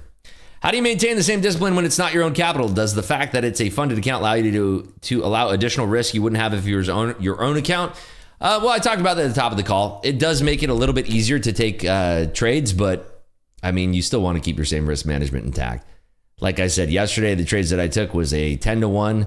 Well, 1-to-10 risk to reward ratio, and the second trade that I lost on was a 1-to-6. So you certainly don't want to be taking oversized risk to reward. You don't want to risk 10 to make 1. You want to risk 1 to make 10. So no, it shouldn't affect your risk management in that sense. But I mean, it does make it a lot easier for, you know, if you're risking your, I mean, it's your own money. I mean, you can withdraw it, so it is technically your own money when you're in the profit. So I mean, it's still all the same to me. After you've been trading for long enough, it's all just numbers on a screen. It's all the same. Risk team will trade a live account following your trades if you're doing well. That is true. That is absolutely true.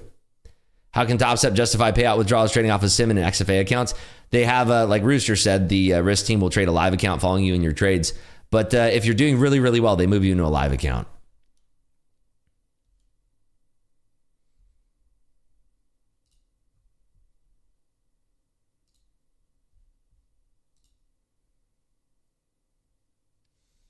All righty, here we are 3.5 minutes away from the market open. Remember, folks, it's Wednesday, but it feels like Friday. Today's going to be the last day of trade this week for me. The market is going to be open, but it's going to be very low liquid for I think it's a half day tomorrow, half day Friday. I think futures are open half day tomorrow. Pretty sure. But yeah, don't trade it. It's going to be very low liquid. Very, very low liquid. All right, guys, we got less than 3 minutes now. Make sure you slam that lucky like button. Hit that lucky like button so we all have good luck today. It's the only way it works. I'm telling you guys. Got to slam that thing. All righty. Let's see if we can get some good trades today. We are kind of pushing into this block that we're talking about here all morning. We are holding this very strong trend here to the upside, so I'm going to be looking at potentially scalping that if we do get a nice bullish open here. Let's see if we have confluence across the board. If we go to squeeze down, that would be fantastic.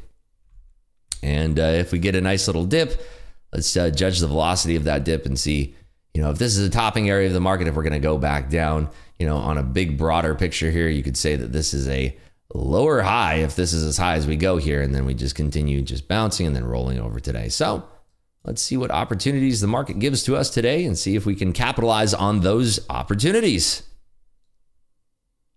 Tesla's rolling over super hard here. Nvidia through the EMAs, also well below the VWAP here. Amazon perking up. Amazon was the one that was the thorn in my side the other day, and now it's the only one perking up. Meta also perking up. Apple as well. 2.5 minutes or 1.5 minutes here. 90 seconds. 90 seconds.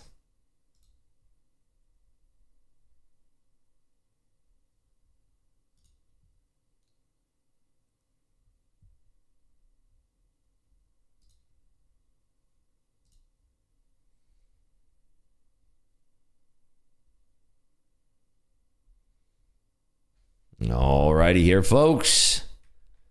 Good luck to everybody. Let's see if we can have a fantastic session today. Remember, trade well within your plan. Have good discipline in your trades today. And let's rock and roll. Let's have some fun. Morning there, Caesar. Less than a minute to go. Less than a minute. Amazon getting very perky here.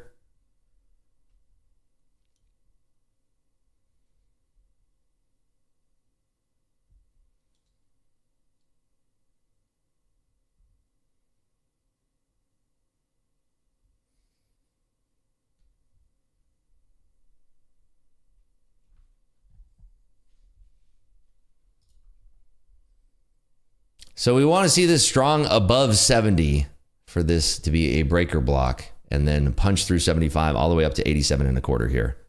That's what we're looking for. 5 seconds. Good luck, everybody. Good luck.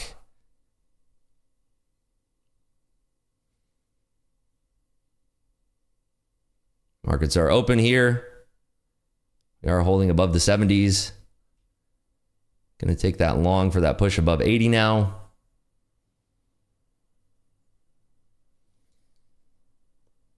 Is NVIDIA going to hold here? Apple's super strong. Perking above the 80s here.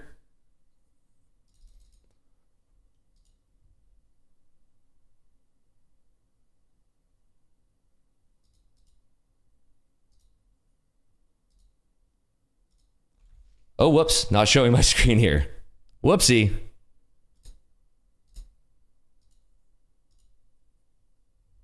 All right. So we have 3 lots here on the table. Hold on. That went all too fast here. So we're right through 87 now. This thing is screaming. I'm going to move my stop to the 90s. Wow. Look at this thing go. We are straight up here. We're going completely parabolic now. We're up through 100. Now looking for that 114. This is an insane squeeze here, folks. This is insane. Yeah, this is wild. Holy smokes. Wow.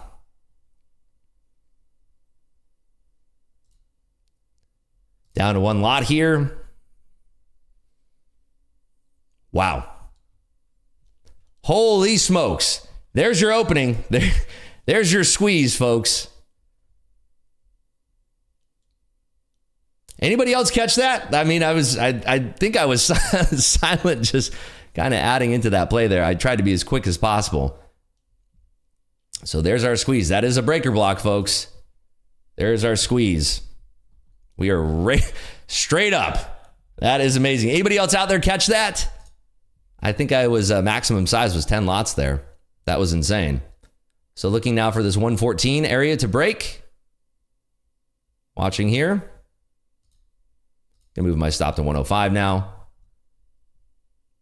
This thing is going nuts right now. We're now up at 120 here.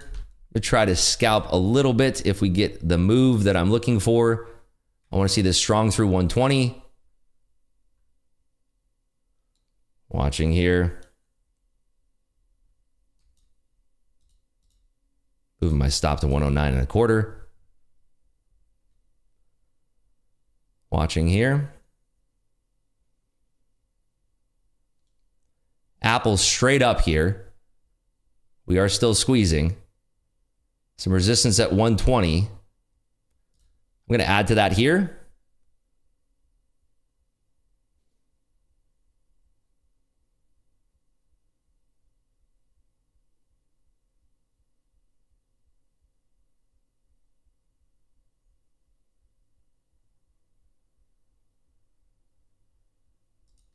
Got to cover some of that.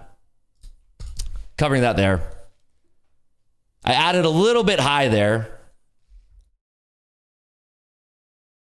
Let's see if we get this push back up.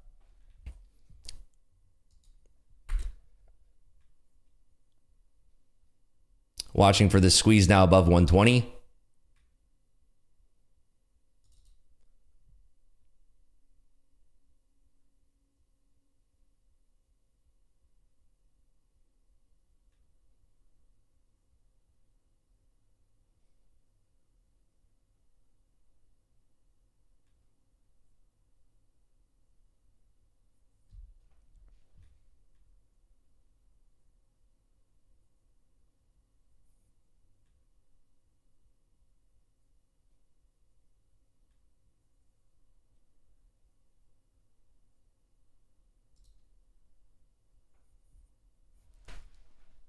Looking for this pull above 125 now. Look at this. Look at this thing go. Beautiful, beautiful, beautiful. That's what I'm looking for there. All right, covering that there. Beautiful, beautiful squeeze. Beautiful. Wow. That was the perk I was looking for. Holy smokes. How about that? Wow. So we are now up, let's see here, up $4,300 here, folks, on that squeeze. Wow. Insane. Anybody else there catch that? This is nuts. This is insane here. Wow, it is still going. Holy smokes. Jeez Louise, this is insane. I cannot believe this thing is still going. This is insane. Anybody else out there catching this? Anybody else? Anybody else? Wow, this is insane. I love to see this, folks. This is amazing. This is one of the wildest squeezes I've seen for the NQ Open here. So watching if we get this pop through 50 now. Watching for this explosion through 50. There it is. Beautiful. And out of that one there. So that's going to pump us up a little bit more. Up $4,600. We're scalping here. Wow, Kurt is up $8,600. You love to see it, folks. Amazing, amazing, amazing. This is incredible price action here. Wow. This is insane. Tesla is fading a little bit. Apple is straight up. Amazon straight up. Spy straight up. Google straight up. Wow, Jay Quinn up looks like $6,000 there. Congratulations, everybody. That's what we call a sack lunch. That is amazing. That is amazing. Look at this thing go. We're above 50 now. This is getting wild here. Wow. Let's see if we can get this perk up through 70 now. Wow, look at this thing. It is just going without me here.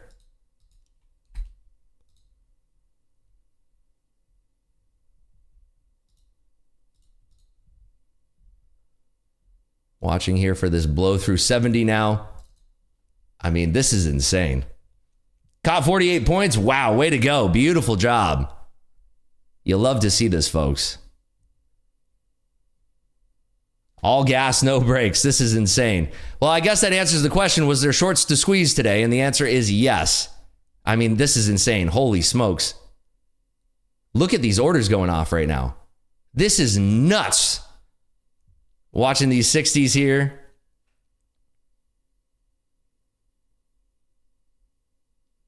Seeing if we get any kind of pullback. Okay, there's a little bit of a pullback. This is absolutely insane.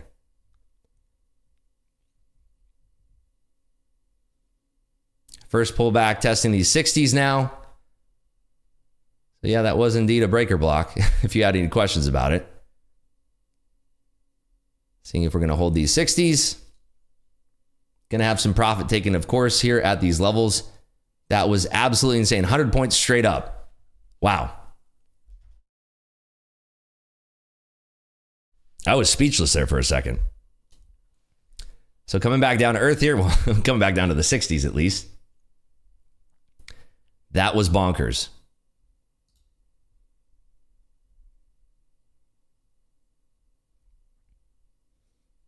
We are holding the 60s, but there's going to be a lot of sellers up here. Been in and out of the XFAs too. Nice work there. Big Mac looks like he's made about $3,000 today. I haven't even gotten to YouTube chat yet. Could it come screaming back down? I don't know about screaming back down, but it could pull back a little bit. Wow, I was down 3K. Now I'm up 3K. Thanks, you rips. There you go, beginner. Great way to look at it. So we are coming down a little bit. I am flat here. I have no position on. Tesla's coming back down to earth. I mean, this squeeze was insane. Amazon, Google, Microsoft, Meta, Apple. Wow, wow, wow. Yeah, that's about as good as it's going to get. If you're shorting that move and you are not using stops, this is a good lesson for you. If you were shorting that move and using stops, I'm hoping that you flip to the long side at some point during that.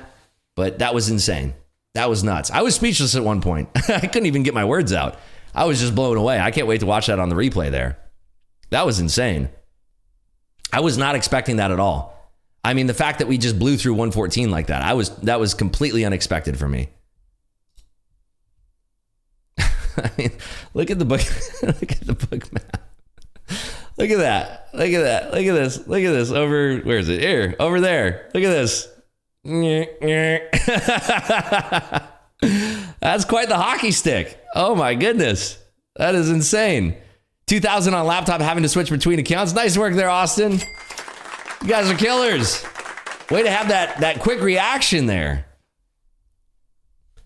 Discount is up. Nice work there, Discount. That top wick on the NVIDIA 5 minutes. Yeah, it's crazy. You know, imagine, here's what's funny. You know, you have to say, imagine these folks that are in NVIDIA and the entire tech sector is just going nuts, except for NVIDIA. And you're sitting there holding calls and you're looking at the rest of the market like, what the heck's going on here? Could you imagine? Oh, that must feel terrible. I've been there before. It's not fun. Wish I would have been in the $11 Top Step account instead of Sim. You got to get over to that Top Step account. Tesla's in the toilet. Yeah, Tesla's way down. Up $1,100. Thanks, Rips. Nice fiddly faddle. Is that on your XFA? What is that on there? Nice XFA. He's on fire! You love to see it. Awesome. Happy Thanksgiving. No trades today. Just watching, trying to learn, doing a great job learning a lot, watching you every day. Blue to mini accounts. Yeah, I mean, stick around. And hopefully you can pick up a couple things here. I mean, that was insane. I was literally speechless at one point. That was too fast and too furious for me. I mean, that was insane. All right, we're going back up here. Let's see if there's any more alpha to grab here. This is difficult to play here, right? We're completely overextended. I mean, what are we up here? Where's my P&L here? Show me my P&L. Come on, there we go. $4,600, right? Is that right? Yep, $4,600. Amazing. What a squeeze. You love to see it. What can I say? You love to see it. Yeah, volume is slowing down. Definitely. I mean, what's left? So that's what happens when you have very limited supply to the top side, by the way. So just, I got a lot of euphoria pumping through me right now. That was a lot of fun. I love that we got to share that moment together here on stream. That was the most fun. I think that was the most fun that we ever did. The most fun that we ever had here on stream. Stack says, love to see you win, bro. That's awesome. Thank you so much. You didn't mention that in the market memo today? Which one? Which part? I got to go back and read this stuff. Hold on. Let's see. I'm going back now. I got to scroll back because I'm not going to take any trades here. Is there more juice in this lemon? I got to get to all these topics. Hold on. I got to go back here. Let's see here. Wow. Yay. Amazing. I'm back even plus 800. Thanks, Rips. Thanks. Yes and yes. Had to go flat because I was in my combine accounts, made too much. Now I need to dump a little bit of those profits. It's a good problem to have. Yeah, I've got it. Plus 800 recovered. 1,200. Quick 1,000. 1,000 for Tran. 126 for Caesar. Plus 600 for Christian. Tran 5 seconds and $1,000. Justice up 535. ABD up $4,000. Wow. Caesar up $1,600. Nice rally. Thank you, Ribs. Savage got it with one contract. Thoughts on Apple today? Well, the thoughts are that it's going to go up. It's going to go way up. Trader Page up $800. Next level is 200. Wow. Savage took $1,000. One Man Wolfpack up 2,000. Caesar's still in. Paul says he's not playing this. Sean up ES from 64. Where is the ES? That thing, look at this thing straight up as well. Holy smokes. You got in at 64. Nice work. Sean up 2,200. Tran crazy day. What a parabolic move. Never see long time. Yeah, it's been a hot minute since I've seen a move like that. That was literally, you got to get your trigger fingers ready. I mean, and I feel like I should have got way more of that move there. I got kind of spooked on my second trade into that, and I just clammed up there a little bit. It was down 3,000, up 3,000. Imagine the Bears panic right now. No, I don't want to. Oh my goodness. Love to see you win, bro. You didn't mention that in the morning memo today. Your style is more of my speed. I like it. That was going to go straight up. Oh, that was going to go straight up. Yeah, I forgot. I left that part out of the memo. I'm sorry, guys. I should have known. Still credit the bathroom break. That's what it was. You didn't mention we'd have a hockey stick in the NQ. 1,682, 1,702. My combines. Nice work there, Dwayne. Both over 53,000. Nice. There you go. Passing those combines. Dr. Swag up $17 from being negative. There you go. Positive. That's very nice to see. Shaw's up 564. Mike says time to step away and be thankful. I love to see it when we all win. Amen. It's amazing. It is awesome that we're all winning like this. Jared's up $700. Boom's up 965. VIX is only down 2.5% there. That's crazy. Tesla off a cliff, Nvidia off a cliff. Oh man, I would hate to be that person who is holding those calls and you see the rest of the market just going absolutely nuts here.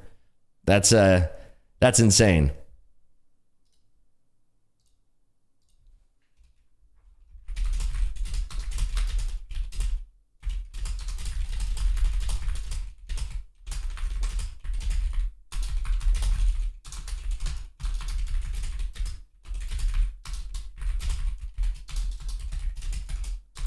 I just had a message here.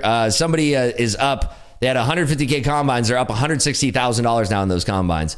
So they made, looks like 10,000.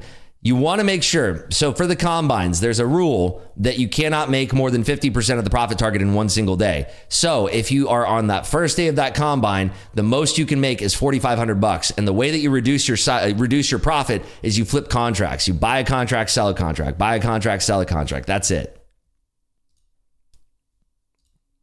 Meta hasn't taken a break like the rest. Yeah, Meta's straight up here, parabolic.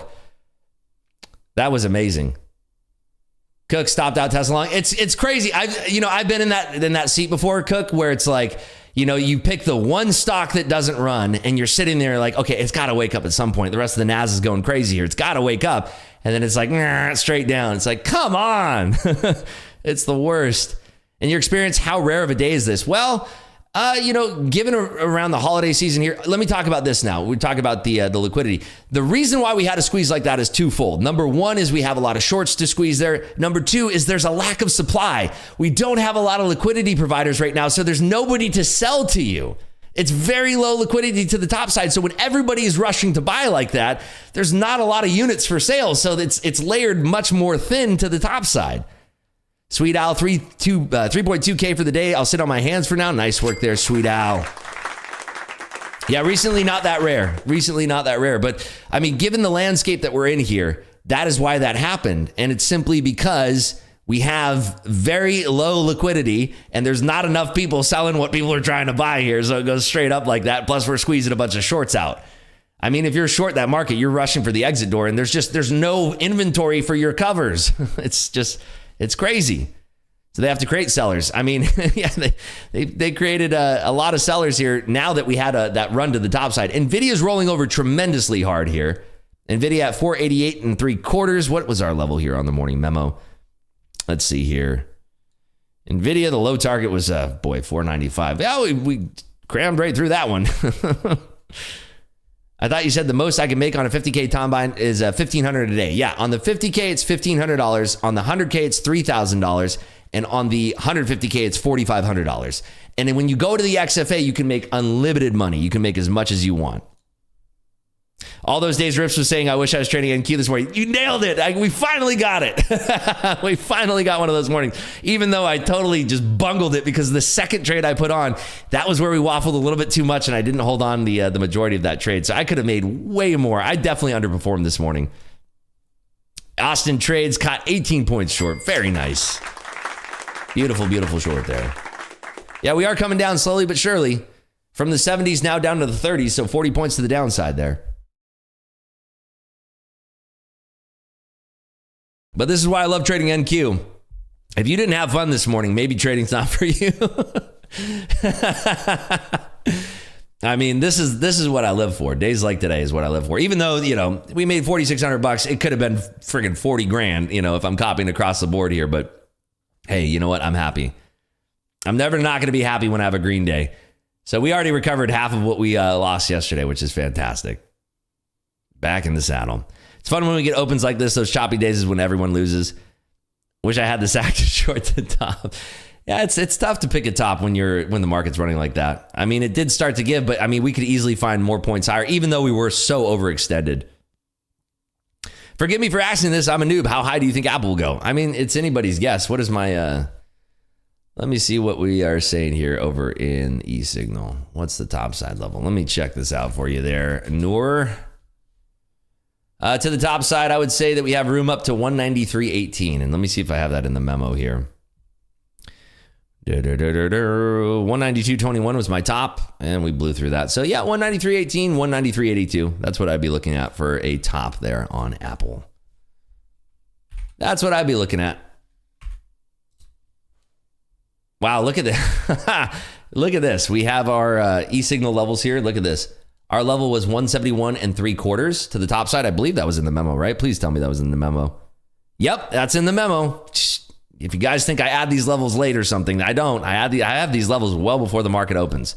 We had our level 171 and 3/4 for the NQ today. Go back and look at the memo if you don't believe me. Holy smokes, look at that. Look at that. Right there. Look at that. It's unbelievable. Who is this guy? Unbelievable. Let's see here. So what are you looking for from here? Is today's action over? Is there more to see potentially ahead of the holiday? I mean, for me personally, I think that we might have a little bit of a fade here. A little bit of a fade, but I don't want to short this market. I mean, I would have liked to short it up there, but I'm not going to run into that. So potential fade here for sure. Look at this. The market's starting to roll, and now Tesla is starting to bounce. How about that? Yesterday, I died a half day. Now I'm alive. Nice work there, beginner. In 10 minutes, I want to see what news does. Yeah, in 10 minutes, we do have the University of Michigan sentiment coming out. Take a break. Turn off your trading program now. Take your wins. Don't give back to the market. That's very good advice. Yeah, I'm in passive mode right now. I can feel euphoria. Obviously, I'm having a great time with everybody. It's a Friday. I mean, it's not technically Friday, but it feels like a Friday. We all are in here winning. It feels great. That's euphoria, folks. It's a drug. You don't want to trade on that. Just believe me. If you're euphoric, you don't want to be rushing into trades. So 10 minutes until the University of Michigan sentiment comes out. Also, keep in mind, we do have the 4 and 8 week bill auction as well. This market could come right on back down.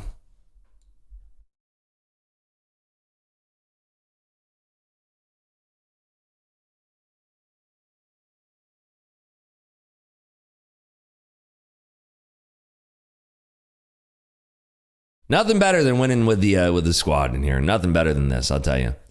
These are the best mornings. Ordered my new setup. Thanks for your help. Excited to get it. Nice work there, Jared. Way to go. Did you end up getting that the CRG9, the super ultra wide, that 49-inch? I was going to trade it. Yeah, nice. Let me know what you think of that. I'm very curious. Wow, look at this flush here. We are coming down. Go over to the bookmap. Look at that. Straight down.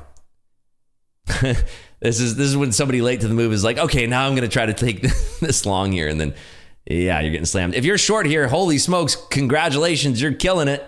That is an enormous flush right there. Look at that. Straight down. We found supply. Nice. Look at that. Big G-Ski got it. Stacks, did you get that short? If you did, you'll love to see it, right? Caught it up $1,000 now. Nice work there, Jared. Justice up $450. All the way to VBAT. Let's go. Nice. Come on and get it. Caught most of that short in my XFA. Up $1,110 now in the XFA. Nice work there, Dwayne. Love to see it. Love to see it, folks. You guys are killers. Let's see post your gains in here. Wrapping it up in the NQ. Is that on your XFAs there, Big Map? I think it is, right? That is in your XFAs, right? Right. Yeah, there we go. Awesome. After bad last days, I switched over to the combines, the evals. What a wonderful day. Nice work there, Mr. Fifi. Looks like you're passing across the board. Back into the bullish order block now. So this is a breaker block. So now it's a big area for strength, but if we're just going to flush right through, what a move. I mean, folks, look at this. Look at this price action today. I mean, just look at this. This is insane. This is insane. Imagine if you caught that on the way back down. I mean, you guys did. Whoa. Nvidia straight down. I guess the folks that are, I mean, if nobody sold their puts, if they're all still holding on to their puts, they're celebrating, right? This is what happens when the market forgets to take its blue pill, by the way. That's what that looks like. Market got really excited and then goes, dang it, forgot to take the blue pill today. Shoot. Cannot perform. Oh, man. Look at that. Like, welcome to the NQ, folks. This is a beautiful market. I'll say it again. This is a beautiful, beautiful market. We are now below the open. We're below the opening price. Can you guys believe this? Who called this? It was Jay Quinn, right? Jay Quinn said, hey, do you think that we can fade this whole move? I'm like, yeah, I don't know. Yep, we can. There's your answer, Jay Quinn. You nailed it. Yeah, we can do it. I think we can do it. This is insane. I love this market. I really do. I love it. I love this market. Only 150 puts. Nice. Oh, man. We were flagging now back to where we were channeling before the one large candle. Yeah, it's crazy. This is nuts. This is nuts. We're through that trend line too. This look at this open. Oh my God. If you aren't enjoying this, if you are not enjoying this type of trades, I mean, this type of market, I mean, you're crazy. This is amazing. I love it. Make sure you guys, if you're having fun, hit that thumbs up button. Make sure you are subscribed to the stream here. Do you feel like an idiot getting out my 165 short for 20 handles? Nah, I mean, maybe find a way to keep a runner on, you know? Oh, I got to see the 30-minute here. I got to see this.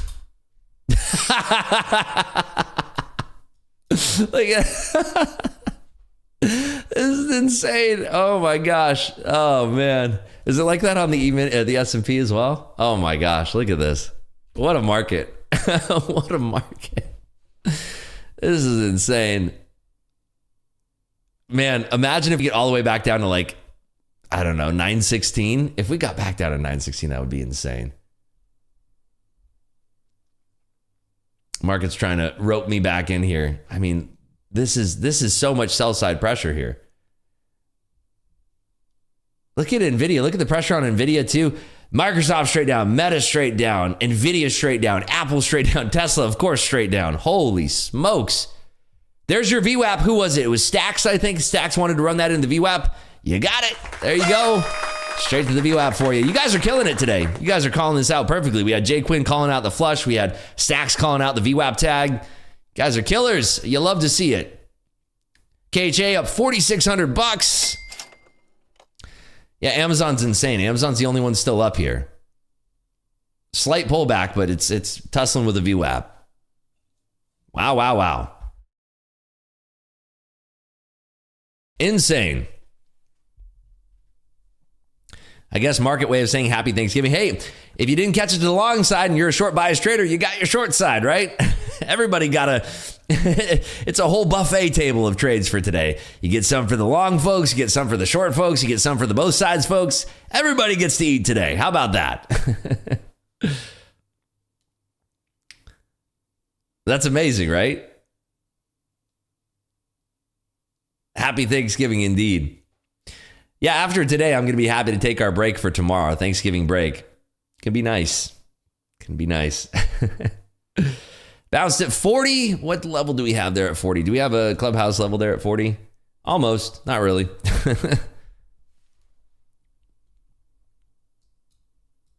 All right, I'm going to go back to the 15-minute bar. And out at 50. Nice work there, Mike. Way to go. Way to go. I mean, there's other streams out there, but I tell you, who has more fun? We all have the most fun here. I'm happy you guys decided to share your morning here on stream with me. It's a lot of fun. I really enjoy it. 100 points is wonderful. Amen. Nice work there, Mike. Other streams don't have sound effects. Yeah, exactly. I don't know who you're messing with.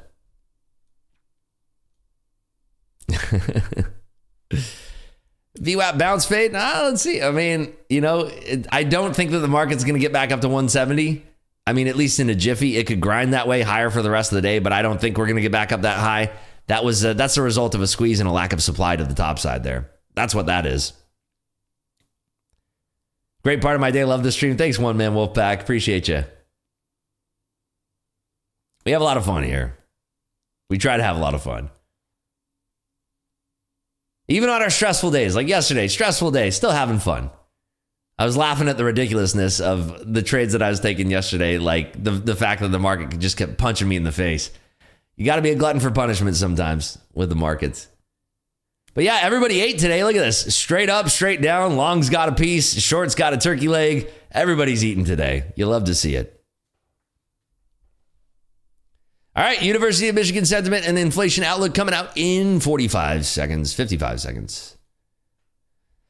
Good luck if you're going to play this. Probably going to be hands off myself because we're up $4,600 and I like that.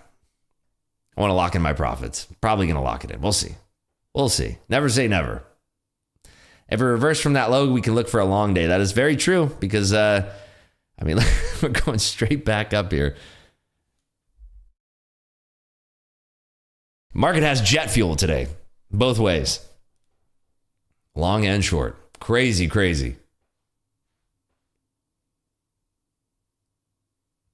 Targeted my POC on volume profile from yesterday and caught it. Nice. Yeah, look at that. It's rated, what was that, 51 yesterday, or is that today's? All right, here we go, folks. 5 seconds, 5 seconds. Good luck, everybody. 5 seconds.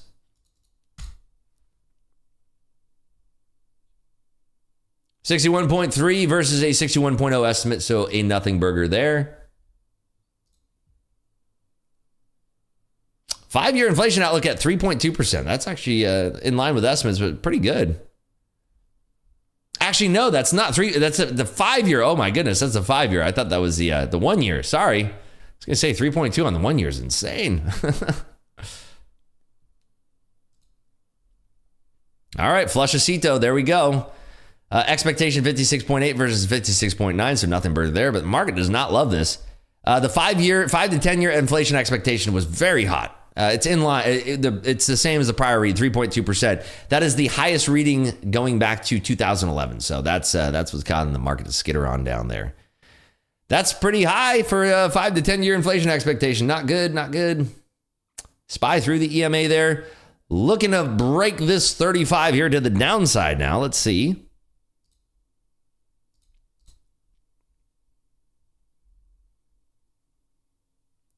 Watching for this 35. I'm going to take that short here. Looking for that 35 to the downside to break. Oh, they're saying it's conflicting data now. I don't like that, but it's okay. Let's see if we can jam this puppy dog a little bit lower here. Bouncing at 27, right through it. Very nice. Good flush. Watching here, seeing if we get a little bounce. Still sell side. I'm going to add into that a little bit there. And covering right there. Very nice. There we go. Added some more capital to my trades there. That's going to put us at, where are we here? Yeah, look at that. And we avoided that bounce. Beautiful. Where's my, there it is. Up $4,900 now. Quick scalp. Got to be quick draw McGraw on that one. Anybody else catch that out there? Up another $800. You love to see it. Look at that. Jared up another $800. Awesome, awesome, awesome. I love it. I love it.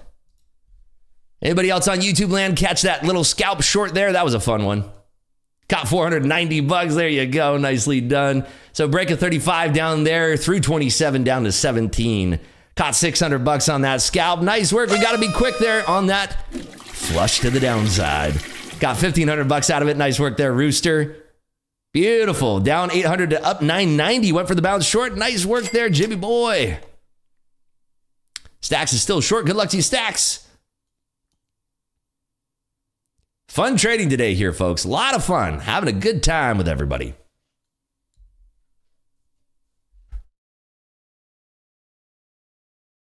So heavy market, but we are running into these levels here. 27.25, big key level on the NAS. Plus 710, got it at 660. Nice work there, dude. Way to go. Tesla just drilling here. SPY's drilling as well. Google bouncing off the EMA. Microsoft through the EMA, through the VWAP, looking for some lows here of the session. Up 1900. I've watched many lives, but you are by far the best. Thank you, Steven. I appreciate you. Everybody give Steven a little high five there in YouTube chat. Caesar's up $998. You love to see it. Why am I not trading this? Well, because I got the scalp on that, and this is not my flavor anymore. We got the break of 35, which is the setup I was looking for. I'm sorry, the break of, what was this? Yeah, break of 35 to the downside. And now it's choppy, so I'm not going to trade this chop. I got the quick resolution there to the downside that I was looking for. Added another quick, whatever it was, I think like $500 there to my total. And that was it. Nice little scalp short there. Quick resolution. And that's why we covered there. It bounced right back up. We can't, got to be hot hands here in this game. Got to be very hot hands for this type of trade here. Very quick resolution. I don't trust this to not bounce from here, especially when we're building up a lot of this liquidity to the downside. I don't trust this to hold. That's the reason why. Watch it go back to 61 and then fade for the day. It very easily could. That's what I'm saying. It's like I want to get my points and then get out of the trade. Even though I think it can go lower here. Like I said, I think that this could fade all the way down to 916. That would be my downside target for the day, 916. We are flushing some more. I think Stacks had a trade on. Very nice. Wait for levels before taking trades out. Yeah, we were looking at that 35. It was the daily low there, and we are looking for that consolidation, then that snap through, which is exactly what we got. And then we got that huge snap through, and the velocity is what made me exit the trade, because usually we're going to get a big bounce on that. Stacks added. Good luck to you, Stacks.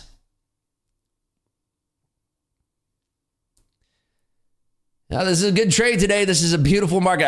Can you guys imagine if NQ was like this every day? Oh, man, we'd be so spoiled. I tell you guys, though, the market will continue to get better and better through January, February as well. Technically speaking, my favorite time to trade is Q4 and Q1. That's generally, if I go back and look at all of my records from the last, like since I've been consistently profitable for the last 4 or 5 years, I would say that Q1 and Q4 are my best quarters. I had 350K accounts that I bought at 11. They were each 300 from getting closed. Now back above 50K. Way to go, Austin. I love to hear that. That's awesome. Those $11 accounts are going to carry you guys. So consumer confidence, the correct number was negative 16.9, and they came in and then they put it at negative 17.9. So that's that could cause a little turbulence in the market here. You see, the reason why I didn't take this right now is because it's washing around. You can see this, these 1 minute bars here. We're just washing around in this area right here. I don't want to play that wash. We played that flush candle right there, and we were out near the dead bottom there. Let me pull up my executions on that account that I traded. Look at this right here. I mean, let me scroll down here. I want to make this as tall as possible, but you can see here was my, you can barely see it, but there's my entry, there's my add, and then there's my cover. I would have liked to take it lower, but you can get what you can get, but add, entry, add, cover. So that was the candle that we nailed, and that's on the 30-second bars before it jumped right back up. So all in all, very happy with that trade there. All right, we are kind of consolidating here at these lows. Tesla drilling for the center of the earth here. Looking for a return to yesterday's value area high at 16,005. Yeah, I'm looking for 916. 916 would be the low area that I'd be looking for. If we get through 16,000, we could fade tremendously strong. Beautiful market, though. Beautiful opportunities. You love to see it. Very happy that that scalp played out for us.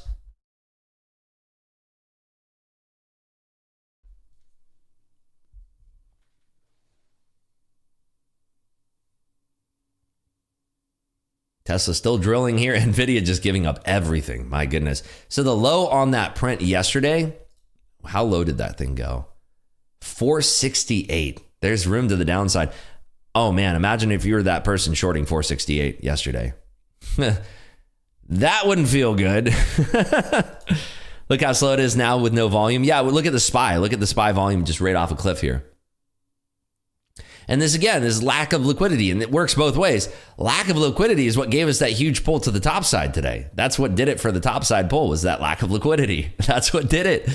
Lack of liquidity can be a great thing if you're managing, if you have a good trade idea and you're managing it through that trade idea. I certainly didn't expect it to go that high that quickly, and that's why I kind of bungled my trade a little bit there off the open, but yeah. My Tesla puts from yesterday turned out amazing. Nice work there, Jared. Way to go. I think 980 low today. If it breaks out, I agree with Rips, 910 or so. Yeah, 916 is my low target on the NQs today.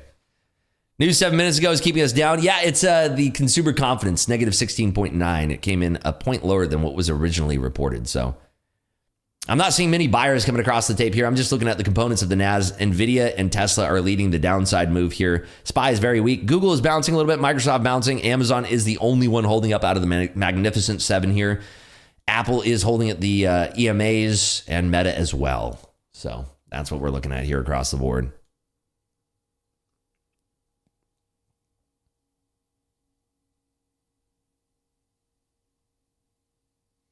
But this is exactly how I wanted to go to my holiday weekend. To be honest with you guys, I was not obviously wasn't expecting that monster squeeze, but I was going to be happy with locking it up. I was up $3,000 to start the day, $2,800. I was very happy to lock it up there. The fact that we added another $2,100 to our total is just a nice little extra stuffing on the side with some cranberry sauce. I mean, I'm happy about it. Keep your expectations low.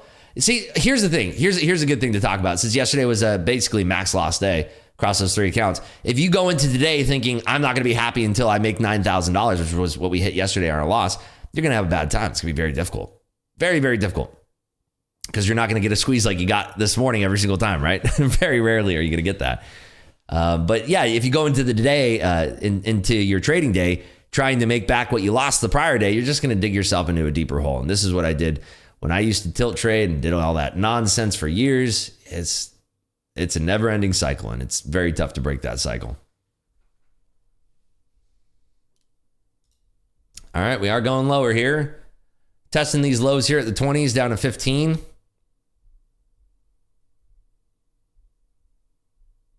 I know this is a personal question, but how's your year going total P&L? In options, we're up over $200,000 in options. And then in funding, I've taken a $20,000 payout from Apex. I'm trying to get the top payout on Top Step, so I haven't taken a withdrawal on Top Step. I easily could if I wanted to, but I want to get a big, big number. Yesterday, we had across the accounts about $20-something thousand.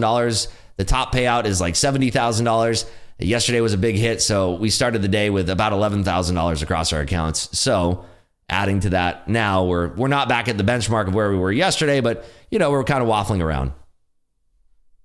Any ideas how long a reset takes to hit the platform? Usually about 5 minutes. 5 minutes or less. 5 minutes or less.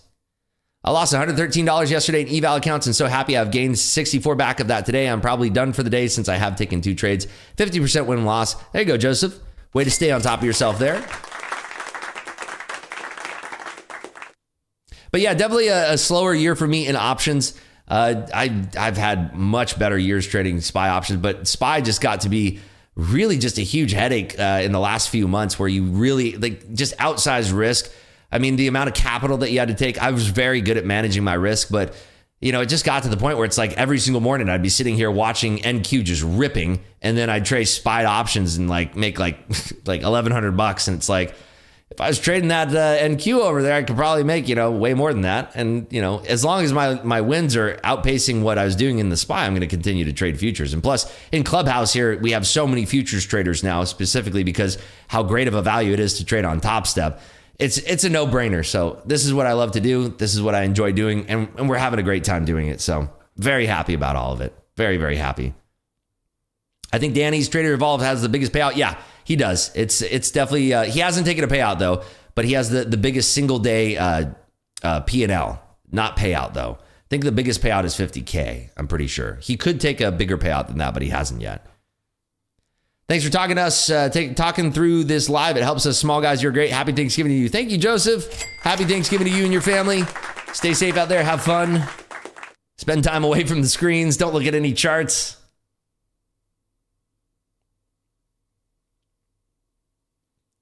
But yeah, Ben, it should take no more than 5 minutes for a reset. It should be almost instant.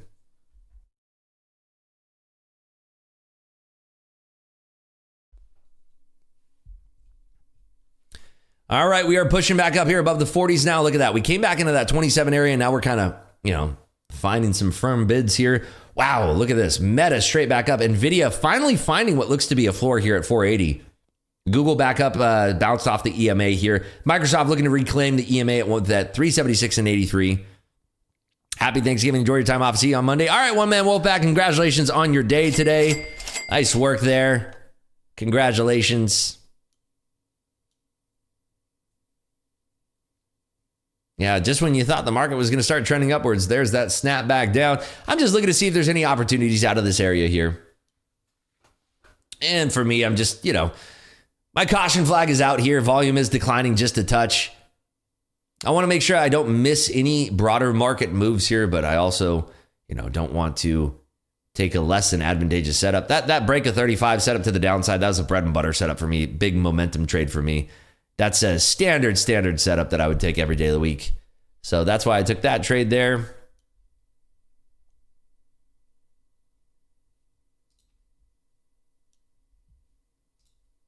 Not because of the breaker block, but just because it's a psych level there. 35 is the prior. It was the low of the day. We kept on running into it. We had no buyers showing up on the tape. So as soon as we got that snap below 35, I know that's probably good for at least 10 to 15 handles there to the downside. Look at the TLT. Let's see here. Oh my goodness. Wow. Where's my TLT bulls here? Yikes. Oh my. Goodness gracious.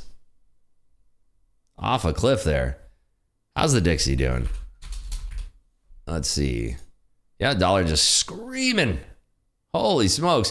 You know, it's surprising me that we actually got that squeeze. It just barely, like, it pittered on down. Barely did a fade. So that could have been your tell that the market was going to fade tremendously, is watching the Dixie there. So insane. What a day. What a day. What a day.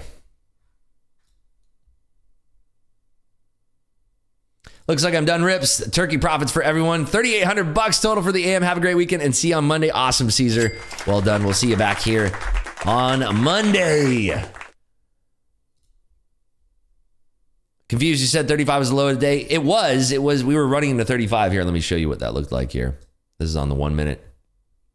So we were running into that break below here. Let me show you on the book map that we're looking at here. Let me scroll back here.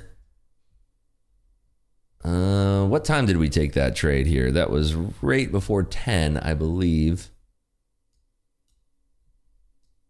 Right here. So we were running into that. Where was that break? That was right at 10. So we were coming back down right here. So right here, we were running into this low right here. Let me get my chart all handled here. So we flushed down here. We got a big old bounce. And then we were running into that right there. When we were testing that low, that's when I took the short. And we got that burst down right through here. We covered right at, looks like just almost 16 there. So we ran down, came back up, and then we were testing that low right there. That's when we took the trade. Does that make sense?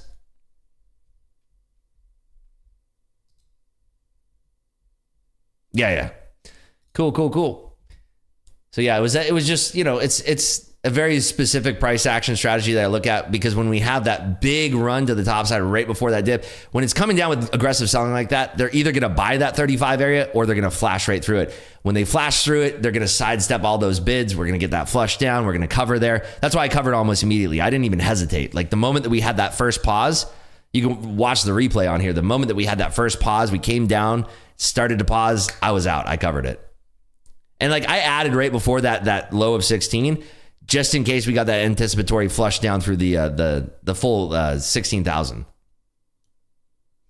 If we would have had that huge flush there. We are coming down again. Look at Tesla drilling, Microsoft drilling as well. Wow. Are you still short? Anybody still short in this market here? Crude coming off the lows here as well. Wow, look at this. Drilling.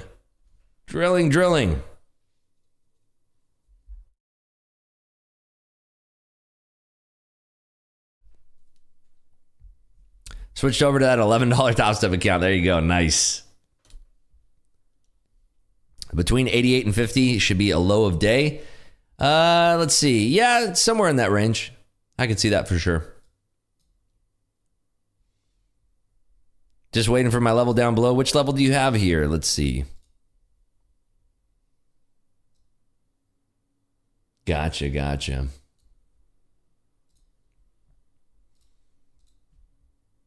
Ruiz in that with a very tight stop. Tough is in the SPX short. Very nice. Coming down a little bit lower here. Look out below. Looks like we're going to run right into 16,000 now flat. SPY new low of the day. Yeah, Microsoft's drilling. Apple is gunning down towards the EMA here. Yeah, look at this. Big old bounce, though. Makes it tough for me to trust a little scalp here. Yeah, I'm not going to scalp that. Yeah, Tesla's just on fire here. You know, I think what caused Tesla is the fact that they're doing a discount on Model Ys right now, Model X or Model Y, that was on their site. It's like a $5,000 price cut. So it's like totally screwing over anybody who just got one. That's the downside risk that you run into there.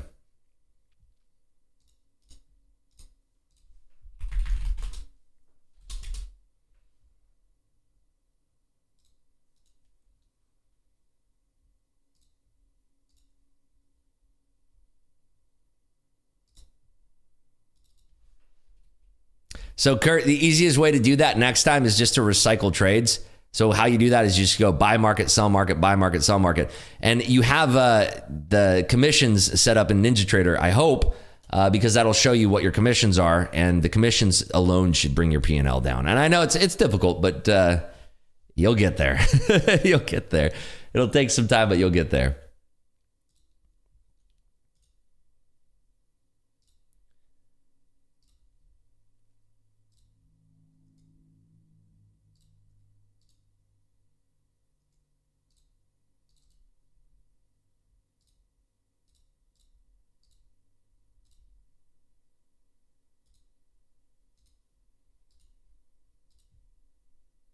Yeah, pushing back up to these 30s again. Super choppy. Volume's coming down. Not so sure if I want to continue hitting some trades here or not. I'm just kind of looking here. But yeah, make sure you have your commissions that are in there. I'm not sure if you're using NinjaTrader now, if you're on TradeEvade or which platform you're using. 2 combines with 4,500 profit time for Thanksgiving holiday. Congratulations there, Kurt. Way to go, way to go. We'll get those passed next week. Way to go.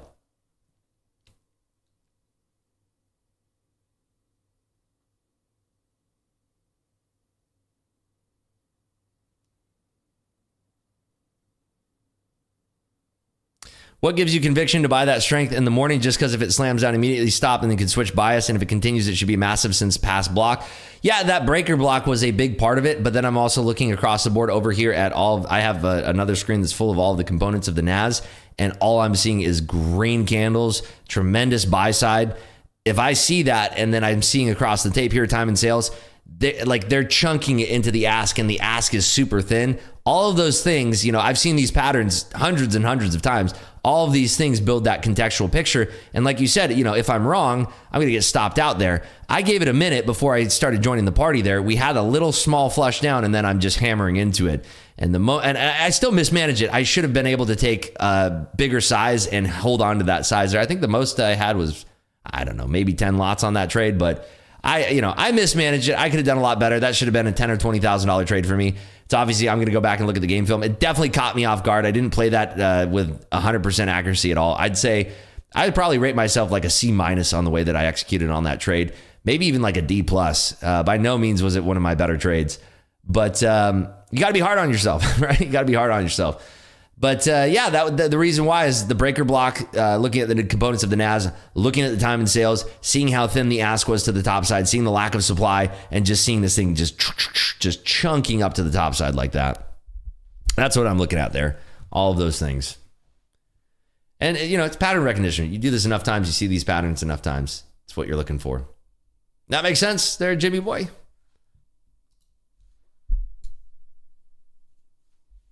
Yep, cool. Man, bouncing right back up to 50 there. Wow. Wow. Meta right back like it never left. Oh my goodness. This is insane. Now we retrace and break all-time highs. Yeah, you never know. I'm not going to discount anything. I'm not going to discount anything in this market here. Discount. All right, folks, on YouTube land, I'm going to be wrapping up the stream for you guys today. I'm going to be locking up the stream here on YouTube. I will continue streaming here in Discord. But yeah, I'm going to be locking it up for you guys here on YouTube. So if you're in Discord, don't go anywhere here. I will see you guys here in Discord in just a moment. But you folks here on YouTube, had a fantastic time streaming with you guys today. It was so much fun. I hope that you guys all have a blessed holiday. Remember to give thanks where it's due. Express gratitude on this holiday season. Be thankful for your friends and family, those who believe in you and your trading mission. Be very grateful to those around you and be grateful that we can wake up and enjoy ourselves and do this every single day because it's so much fun to do, isn't it?